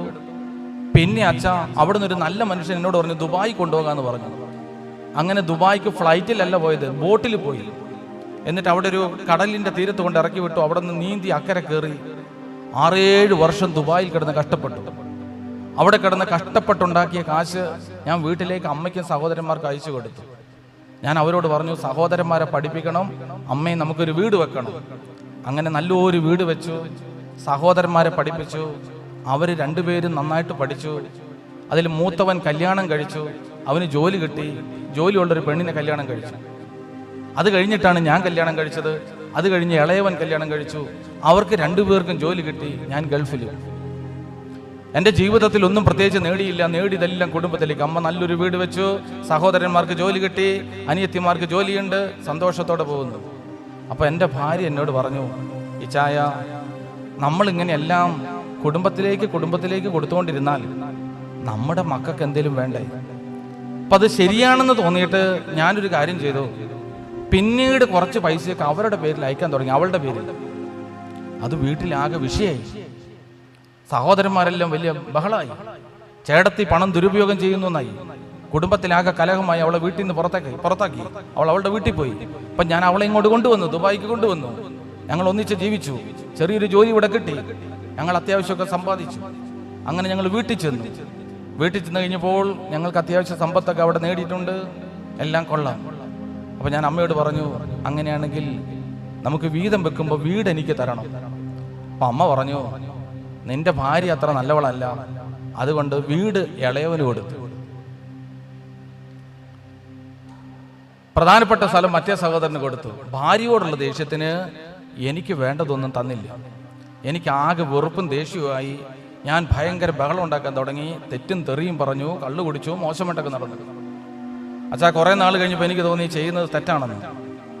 അപ്പം ഞാനങ്ങനെ പോട്ടയിൽ ധ്യാനത്തിന് പോയി.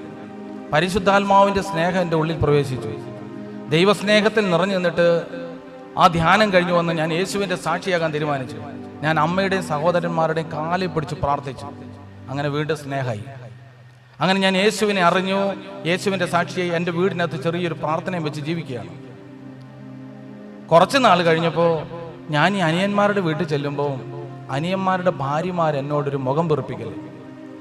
പിന്നീടാണ് ഞാൻ അറിഞ്ഞത് അവർ പരസ്പരം ഇങ്ങനെ പറയാൻ തുടങ്ങി, ചേട്ടൻ ഇപ്പോൾ വരുന്നത് വേറൊന്നിനുമല്ല, ചേട്ടൻ്റെ മകൾക്ക് പ്രായമായി തുടങ്ങി, കല്യാണപ്രായമാകുമ്പോൾ നമ്മളിൽ നിന്ന് എന്തെങ്കിലുമൊക്കെ സഹായം വാങ്ങാൻ വേണ്ടി വരുന്നതാണ്. എൻ്റെ അച്ഛ എന്നെ അവരങ്ങനെ അവഗണിക്കാൻ തുടങ്ങി. ഒട്ടും മുന്നോട്ട് പോകാൻ പറ്റാത്തത് കൊണ്ട് ഞാൻ പിന്നീട് അങ്ങോട്ട് പോകാതായി. ഇപ്പോൾ അവരെന്നെ കണ്ടാൽ ഒട്ടും മിണ്ടില്ല. ഞാൻ എന്നാ ചെയ്യും? നിങ്ങൾ പറയുക, സാക്ഷിയാകണ്ടേ? ഈ മനുഷ്യൻ യേശുവിൻ്റെ സാക്ഷിയാകണ്ടേ? അപ്പം ഞാൻ ചോദിച്ചു, ചെന്നാലോ? ചെന്ന് കഴിഞ്ഞാൽ അവഗണനയും പരിഹാസവുമാണ്. അപ്പം ഞാൻ പോട്ടയിലുള്ള ഒരു അച്ഛൻ്റെ അടുക്ക ചെന്ന് ചോദിച്ചു. അപ്പോൾ ആ അച്ഛൻ എന്നോട് മത്തായിയുടെ സുവിശേഷം 18-ാം അധ്യായം വായിപ്പിച്ചിട്ട് പറഞ്ഞു, ഇനി എപ്പോഴാണോ നിന്റെ സഹോദരന്മാർ നിന്റെ നേരെ രമ്യതയോടെ വിളിക്കുന്നത്, അതുവരെ നീ അവർക്ക് വേണ്ടി പ്രാർത്ഥിച്ചുകൊണ്ടിരിക്കുക. പ്രിയപ്പെട്ടവരെ, ചിലപ്പോൾ നമ്മുടെ ജീവിതത്തിൽ ഇങ്ങനെ ചില പ്രതിസന്ധി വരും. നമ്മൾ എത്ര ആഗ്രഹിച്ചാലും ചിലർ നമ്മളെ ഉൾക്കൊള്ളില്ല. നമ്മുടെ കുറ്റവും കുറവും എല്ലാം കണ്ടെത്തിക്കൊണ്ടിരിക്കും. അങ്ങനെ നമ്മൾ തളരരുത്. ഏത് പ്രയാസവും പ്രതിസന്ധി വന്നാലും നമ്മുടെ ഉള്ളിൽ ദൈവത്തിൻ്റെ ആത്മാവിൻ്റെ ചൈതന്യമുണ്ടെങ്കിൽ അവിടുത്തെ സാക്ഷിയായി നമ്മുടെ വീട്ടിൽ നിന്നേ പറ്റൂ. വീടിനകത്ത് ശക്തമായിട്ട് പ്രാർത്ഥിക്കണം. ഇപ്പോൾ ഒരു സാക്ഷിയുടെ ചില ഗുണങ്ങൾ ഞാൻ പറയാം. ഒന്ന്, ആഴത്തിൽ പ്രാർത്ഥിക്കണം. ഞാൻ നേരത്തെ നിങ്ങളോട് പറഞ്ഞല്ലോ, ഞങ്ങളൊരു ധ്യാന കേന്ദ്രം തുടങ്ങി. ഈ ധ്യാനം കഴിഞ്ഞ് വന്നിട്ടാണ് ഞങ്ങൾ ഈ ധ്യാന കേന്ദ്രം തുടങ്ങിയത്. ഈ ധ്യാന കേന്ദ്രം ഈ അങ്കമാലി ഭാഗത്തുള്ളൊരു അച്ഛൻ നടത്തിക്കൊണ്ടിരുന്നതാണ്. കോവിഡൊക്കെ വന്ന പിന്നെ അതങ്ങോട്ട് പ്രതിസന്ധിയിലെത്തി. അത് മുന്നോട്ട് കൊണ്ടുപോകാൻ പറ്റാത്ത അവസ്ഥയിലായി. അങ്ങനെ വലിയ പ്രതിസന്ധിയിലും പ്രയാസത്തിലെ ധ്യാനകേന്ദ്രം കിടക്കുകയാണ്. 20 മാസത്തെ കറണ്ട് ചാർജ് അതിനകത്ത് അടയ്ക്കാനുണ്ട്. അത് മുന്നോട്ട് കൊണ്ടുപോകാൻ തെല്ലും വഴിയില്ല. അപ്പോൾ ആളുകൾ ഇങ്ങനെ ബഹളം ഉണ്ടാക്കാൻ തുടങ്ങി. ഇവിടെ ഒരു ധ്യാനകേന്ദ്രമുണ്ട്, എന്നിട്ട് ഇവിടെ എത്ര അച്ഛന്മാരുണ്ടായിട്ട് അത് മുന്നോട്ട് കൊണ്ടുപോകുന്നില്ല, കാടാണ്, ഇങ്ങനെയാണെന്നൊക്കെ പറഞ്ഞു. അപ്പോഴാണ് ഈ ധ്യാനം കഴിഞ്ഞു വന്ന ഒരു അഭിഷേകം ഞങ്ങൾക്ക് തോന്നിയത്. അപ്പം ഞങ്ങൾ 3-4 അച്ഛന്മാർ കൂടിയിട്ട് ഇത് നടത്താൻ തീരുമാനിച്ചു. അപ്പോൾ വലിയൊരു സംഖ്യ ഉണ്ടെങ്കിലേ ഇത് പൂർത്തിയാക്കാൻ പറ്റുള്ളൂ, ഇതിൻ്റെ കാര്യങ്ങൾ ക്രമീകരിക്കാൻ പറ്റത്തുള്ളൂ. അപ്പോൾ ഞങ്ങൾ വിചാരിച്ചു, അത്യാവശ്യം പരസ്പര ബന്ധവും ആളുകളിലുള്ള ബന്ധവും ഞങ്ങൾക്കുണ്ട്. അപ്പോൾ ഇതൊക്കെ വെച്ചുകൊണ്ട് ഇതെങ്ങനെയെങ്കിലും മുന്നോട്ട് കൊണ്ടുപോകാം. അപ്പോൾ ഞങ്ങൾ അതിനകത്തിരുന്ന് പ്രാർത്ഥിക്കുമ്പോൾ മനസ്സിനകത്തേക്ക് ഒരു ആത്മധൈര്യം വന്നു, ഇത് മുന്നോട്ട് എങ്ങനെയെങ്കിലും കൊണ്ടുപോകാം. പ്രിയപ്പെട്ടവരെ, അപ്പോൾ പരിശുദ്ധാത്മാവ് ഞങ്ങളുടെ മനസ്സിലേക്ക് ഒരു കാര്യം തോന്നിച്ചു. ഈ ശുശ്രൂഷ ഏറ്റെടുത്ത് കഴിഞ്ഞാൽ 1 രൂപ പോലും പിരിവും ചോദിക്കാൻ പാടില്ല, ഒരാളോട് സംഭാവന വാങ്ങാനും പാടില്ല. അപ്പം ഞങ്ങളിങ്ങനെ മനസ്സിൽ വിചാരിച്ചു, എങ്ങനെ ഇത് മുന്നോട്ട് കൊണ്ടുപോകും? പിരിവ് ചോദിക്കാൻ പാടില്ല, സംഭാവന ചോദിക്കാൻ പാടില്ല. ഒരു ധ്യാന കേന്ദ്രം നടത്തിക്കൊണ്ട് പോകണം, 20 മാസത്തെ കറണ്ട് ചാർജ് അടയ്ക്കാനുണ്ട്, ആൾക്കാർ ആരും വരുന്നില്ല. എങ്ങനെ യേശുവിൻ്റെ സാക്ഷിയാക്കി ഇത് മുന്നോട്ട് കൊണ്ടുപോകാൻ പറ്റും? ഞങ്ങൾ അതിനകത്തിരുന്ന് പ്രാർത്ഥിക്കാൻ തുടങ്ങി. പ്രിയപ്പെട്ട ഒരു 7 മാസം കൊണ്ട് 4.5 ലക്ഷം രൂപ അതിനകത്ത് കയറി ഇറങ്ങി. ഒരു പൈസ ഞങ്ങൾക്ക് ചിലവ് വന്നില്ല. മുഴുവൻ ദൈവത്തിൻ്റെ ആത്മാവ് നടത്താൻ തുടങ്ങി.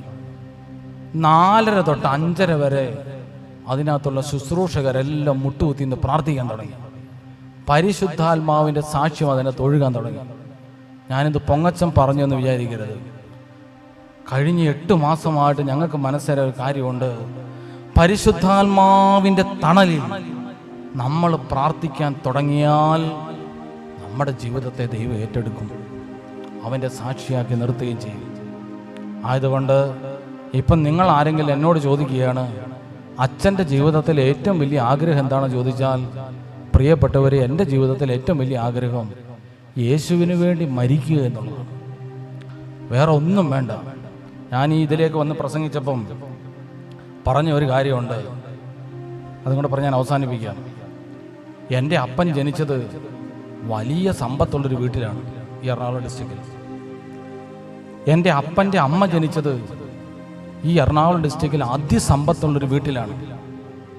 എൻ്റെ അപ്പൻ്റെ അമ്മയും എൻ്റെ അപ്പൻ്റെ അപ്പനും എറണാകുളം ഡിസ്ട്രിക്റ്റിൽ കൊള്ളാവുന്ന 2 ജന്മികളുടെ വീട്ടിൽ ജനിച്ച ആളുകളാണ്. എൻ്റെ അപ്പൻ ജനിച്ചത് ഒരു ഓല ഷെഡിലാണ്.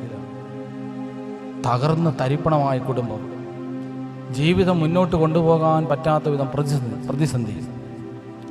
അങ്ങനെ വന്നു കഴിഞ്ഞപ്പോൾ ഞങ്ങളുടെ അപ്പൻ ഞങ്ങളുടെ അമ്മയുടെ വീട്ടുകാരുടെ കൂടെ വയനാട്ടിലേക്ക് പോയി. അവിടെ ചെന്ന് കഴിഞ്ഞിട്ട് ഞങ്ങളുടെ ജീവിതം ദുരിതപൂർണമായൊരു ജീവിതം. ഞങ്ങൾ 3 മക്കൾ, അപ്പനും അമ്മയും, പുല്ലിട്ടൊരു വീട്. മഴക്കാലം വന്നു കഴിഞ്ഞാൽ മുറ്റത്ത് വീഴുന്നതിനേക്കാൾ കൂടുതൽ വെള്ളം ഞങ്ങളുടെ വീടിനകത്ത് വീഴുമായിരുന്നു. അതുകൊണ്ട് കുടയും പിടിച്ചുകൊണ്ടാണ് ഞങ്ങൾ പലരും ജീവിച്ചുകൊണ്ടിരുന്നത് വീടിനകത്ത്.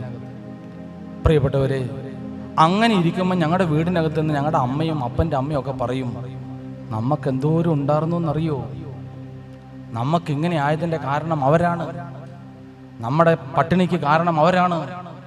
ഞങ്ങളുടെ കുഞ്ഞു മനസ്സിനകത്തേക്ക് ഇത് കയറിയിട്ട് ഞങ്ങളുടെ മനസ്സിൻ്റെ അകം നിറച്ച് വെറുപ്പും വിദ്വേഷവും പ്രതികാരവും, എല്ലാവരോടും ദേഷ്യം, മറ്റുള്ളവരുടെ ഉയർച്ച കാണുമ്പോൾ അസൂയ. ഞങ്ങൾക്കിതൊക്കെ കിട്ടേണ്ടതായിരുന്നല്ലോ, തട്ടിയെടുത്തല്ലോ. ഈ വെറുപ്പും വിദ്വേഷവും ഉള്ളിൽ. അതിൻ്റെ പ്രതിഫലം തരുന്നറിയോ? 16-17 വയസ്സായപ്പോഴേക്കും ഞങ്ങളുടെ നാട്ടിലെ കൊള്ളാവുന്നൊരു മോശക്കാരൻ ചെറുപ്പക്കാരനായി ഞാൻ. ഒരു 22 വയസ്സൊക്കെ ആയപ്പോഴേക്കും എൻ്റെ പേരിൽ തെറ്റില്ലാത്ത പരാതികൾ നാട്ടിലുണ്ടാകാൻ തുടങ്ങി. ആഴ്ചയ്ക്കാഴ്ചയ്ക്ക് പഞ്ചായത്ത് കൂടാൻ തുടങ്ങി. എവിടെ ചെന്നാലും നന്നാവുന്നില്ല, വളരെ മോശം പേര്. എന്ന് വെച്ചാൽ വലിയ വില്ലനും കള്ളുകൂടിയനും കൊലപാതകമൊന്നും അല്ലെങ്കിലും ഒരു ചെറുപ്പക്കാരന് ചേരാത്ത ജീവിതം, എല്ലാവരോടും വെറുപ്പ്, ആരോടും വഴക്ക്. ആ ബോധ്യം വെച്ചുകൊണ്ടാണ് ഞാൻ സെമിനാരി പോയി ചേർന്നത്. സെമിനാരിയിൽ നിന്ന് ഇറങ്ങിയിട്ട് നന്നായില്ല, കാരണം ഉള്ളിൽ ഇത് കിടക്കുകയാണ്. പ്രിയപ്പെട്ടവരെ, എന്നാൽ യേശുക്രിസ്തുവിൻ്റെ സ്നേഹം എവിടെയോ എന്നെ പിടിച്ചു. ഞാൻ ക്രിസ്തുവിൻ്റെ സ്നേഹത്തിന് മുമ്പിൽ ചെന്ന് വീണു. അങ്ങനെ ക്രിസ്തുവിൻ്റെ മുമ്പിൽ ചെന്ന് നിലവിളിക്കാൻ തുടങ്ങി, കർത്താവേ, നിന്റെ സാക്ഷിയാക്കി എന്നെ നിർത്തണമേ. നഷ്ടപ്പെട്ടതിനെ ഓർത്തുള്ള വേദന ദൈവം ഹൃദയത്തിൽ നിന്ന് എടുത്തു കളഞ്ഞു. ഞങ്ങളുടെ വീടിനകത്ത് പ്രാർത്ഥന തുടങ്ങി. വീടിനകത്ത് എന്നും കലഹമായിരുന്നു, എനിക്കെന്നും പേടിയായിരുന്നു എൻ്റെ വീട്ടിൽ എന്തെങ്കിലും ഒരു ആത്മഹത്യ നടക്കുന്നു. അതുപോലത്തെ വീടാണ്. ചില രാത്രിയൊക്കെ ഞങ്ങൾ വയനാട്ടിൽ കാപ്പിത്തോട്ടത്തിൻ്റെ ഉള്ളിലാണ് കിടന്നുറങ്ങുന്നത്. എൻ്റെ പെങ്ങൾ ഇപ്പോഴും പറയും അന്നത്തെ ജീവിത സാഹചര്യം അങ്ങനത്തെ ഒരു വീടായിരുന്നു. പ്രയാസവും പ്രതിസന്ധിയും മാത്രം. എന്നാൽ യേശുക്രിസ്തുവിൻ്റെ സാക്ഷിയായി കർത്താവിന് ഞങ്ങൾ വിട്ടുകൊടുത്തു. ഞാനൊരു പ്രോസ്പെരിറ്റി പ്രസംഗിക്കുകയല്ല. ഇപ്പം നിങ്ങൾ വയനാട്ടിൽ വന്ന് ഞങ്ങളുടെ ജീവിത സാഹചര്യം നോക്കണം. എന്തൊക്കെ ഞങ്ങൾക്ക് കിട്ടാൻ സാധ്യതയുണ്ടായിരുന്നോ അതിൻ്റെ ഇരട്ടിയുണ്ട് ഞങ്ങൾക്കിപ്പം. വണ്ടിക്ക് വണ്ടി, വീടിന് വീട്, സൗകര്യത്തിന് സൗകര്യം. ഞങ്ങൾ ഇതിലൊന്നും ഇപ്പോൾ സന്തോഷിക്കുന്നില്ല. ഇപ്പം നമുക്കൊരു കാര്യം മനസ്സിലായി, തമ്പുരാന് തരാൻ കഴിയാത്തതൊന്നുമില്ല, പകരം അവൻ്റെ സാക്ഷിയായി നിന്നാൽ മതി. ഞാൻ ഈ പ്രസംഗം ഇങ്ങനെ അവസാനിപ്പിക്കുകയാണ്. പരിശുദ്ധാത്മാവിൻ്റെ ശക്തി സ്വീകരിച്ച് ക്രിസ്തുവിൻ്റെ സാക്ഷിയാവുക. ക്രിസ്തുവിൻ്റെ സാക്ഷിയാകുമ്പോൾ ചെയ്യേണ്ട ഒരു 7 കാര്യം ഒറ്റ വാക്കിലങ്ങ് പറഞ്ഞ് നമുക്ക് അവസാനിപ്പിക്കാം. ഒന്നാമത്തെ കാര്യം, ആഴത്തിൽ പ്രാർത്ഥിക്കണം. ക്രിസ്തുവിൻ്റെ സാക്ഷിയുടെ ഒന്നാമത്തെ പ്രത്യേകത, നന്നായിട്ട് പ്രാർത്ഥിക്കണം. പ്രാർത്ഥിക്കാത്ത ഒരു വ്യക്തിക്ക് യേശുവിൻ്റെ സാക്ഷിയാകാൻ പറ്റില്ല. ഒരു 4:30 എഴുന്നേറ്റ് ഒരു അരമണിക്കൂറെങ്കിലും പ്രാർത്ഥിച്ചാലേ ഈ ക്രിസ്തു സാക്ഷിത്വത്തിലേക്ക് നമുക്ക് എത്താൻ പറ്റുള്ളൂ. എന്താ പ്രാർത്ഥിക്കേണ്ടത്? പാപിയുടെ മാനസാന്തരത്തിന് വേണ്ടി പ്രാർത്ഥിക്കണം. 2, വചനം പറയണം. പറ്റാവുന്ന സ്ഥലത്തൊക്കെ വചനം പറഞ്ഞു കൊടുക്കണം. 3, കർത്താവിന് വേണ്ടി സഹിക്കണം. സഹനവും പ്രയാസമൊക്കെ ദൈവം ഇട്ട് തരും. ഇടയ്ക്കിടയ്ക്ക് നമ്മുടെ വീട്ടിലിട്ട് തരും, ജീവിതത്തിലിട്ട് തരും. അത് സഹിക്കാൻ തയ്യാറാവണം. 4, എപ്പോഴും നമ്മുടെ മനസ്സിനകത്തൊരു ബോധ്യം വേണം, ഞാൻ യേശുവിൻ്റെ സാക്ഷിയാണ്. 5, വിശുദ്ധിയുടെ വസ്ത്രം നഷ്ടപ്പെട്ടു പോകാതെ സൂക്ഷിച്ചുകൊള്ളണം. ആ വസ്ത്രം ഊരിപ്പോയി കഴിഞ്ഞാൽ ഏത് പാപവും നമ്മുടെ ഉള്ളിലേക്ക് എരച്ചു കയറും. വിശുദ്ധിയുടെ വസ്ത്രം നഷ്ടപ്പെട്ടു പോകാതെ കരഞ്ഞ് പ്രാർത്ഥിക്കണം. 6, വളരെ പ്രധാനപ്പെട്ടത്, ദൈവത്തിൻ്റെ വചനം അനുസരിക്കണം. ദൈവത്തിന് മുമ്പാകെ അനുസരണമുള്ളവരായിരിക്കണം. അവസാനത്തത് കർത്താവിന് വേണ്ടി മരിക്കാൻ ഹൃദയം കൊണ്ട് ഒരുങ്ങണം. പ്രിയപ്പെട്ടവരെ, അവരുടെ പേരാണ് സാക്ഷികൾ. ഞാൻ ഈ വിഷയം അവസാനിപ്പിക്കട്ടെ. അപ്പോസ്തല പ്രവൃത്തി 1:8 പരിശുദ്ധാത്മാവ് വന്നാൽ യേശുവിൻ്റെ സാക്ഷിയാകാൻ പറ്റും. നാം യേശുവിൻ്റെ സാക്ഷിയായി എഴുന്നേറ്റാൽ നമ്മുടെ നാട്ടിലുണ്ടാകുന്ന വ്യത്യാസം നമ്മളൊന്ന് ചിന്തിച്ചു നോക്കൂ. സഭയിലുണ്ടാകുന്ന വ്യത്യാസം ഒന്ന് ചിന്തിച്ചു നോക്കൂ. ക്രിസ്തുവിൻ്റെ സാക്ഷിയാകാൻ ദൈവം നമ്മെ സഹായിക്കട്ടെ. ഇങ്ങനെയൊന്ന് പ്രാർത്ഥിച്ച് അവസാനിപ്പിക്കാം. കരുണിവാനും പരിശുദ്ധനുമായ വാഴ്ത്തപ്പെട്ട ദൈവമേ, അപ്പോസ്തലന്മാരിലേക്ക് പകർന്നൊഴുകിയ പരിശുദ്ധാത്മാവിനെ ഞങ്ങൾക്ക് നൽകണമേ. ഈ ഭൂമിയിൽ ഞങ്ങൾ ജീവിക്കുമ്പോൾ ഞങ്ങൾ അങ്ങയുടെ സാക്ഷികളായി മാത്രം നിലനിൽക്കണമേ. അങ്ങ് ഞങ്ങൾക്ക് തന്നത് ഒത്തിരി ഞങ്ങളുടെ കയ്യിലുണ്ട്. അങ്ങേക്ക് തരുവാൻ ഒരു ജീവിതം മാത്രം. സഹോദര സഹോദരി, ഏറ്റവും എളിമയോടെ യേശുവിൻ്റെ കരങ്ങളിലേക്ക് വെച്ച് കൊടുത്തിട്ട് അങ്ങയുടെ സാക്ഷിയാക്കി വളർത്തണമെന്ന് പ്രാർത്ഥിക്കുക. പരിശുദ്ധ അമ്മേ, മാതാവേ, വിശുദ്ധന്മാരെ, നിങ്ങളുടെ മധ്യസ്ഥതയിൽ കർത്താവിൻ്റെ സാക്ഷിയായി ഞങ്ങളെ നിർത്തണമേ. ഇപ്പോഴും എപ്പോഴും എന്നേക്കും തന്നെ. ആമേൻ.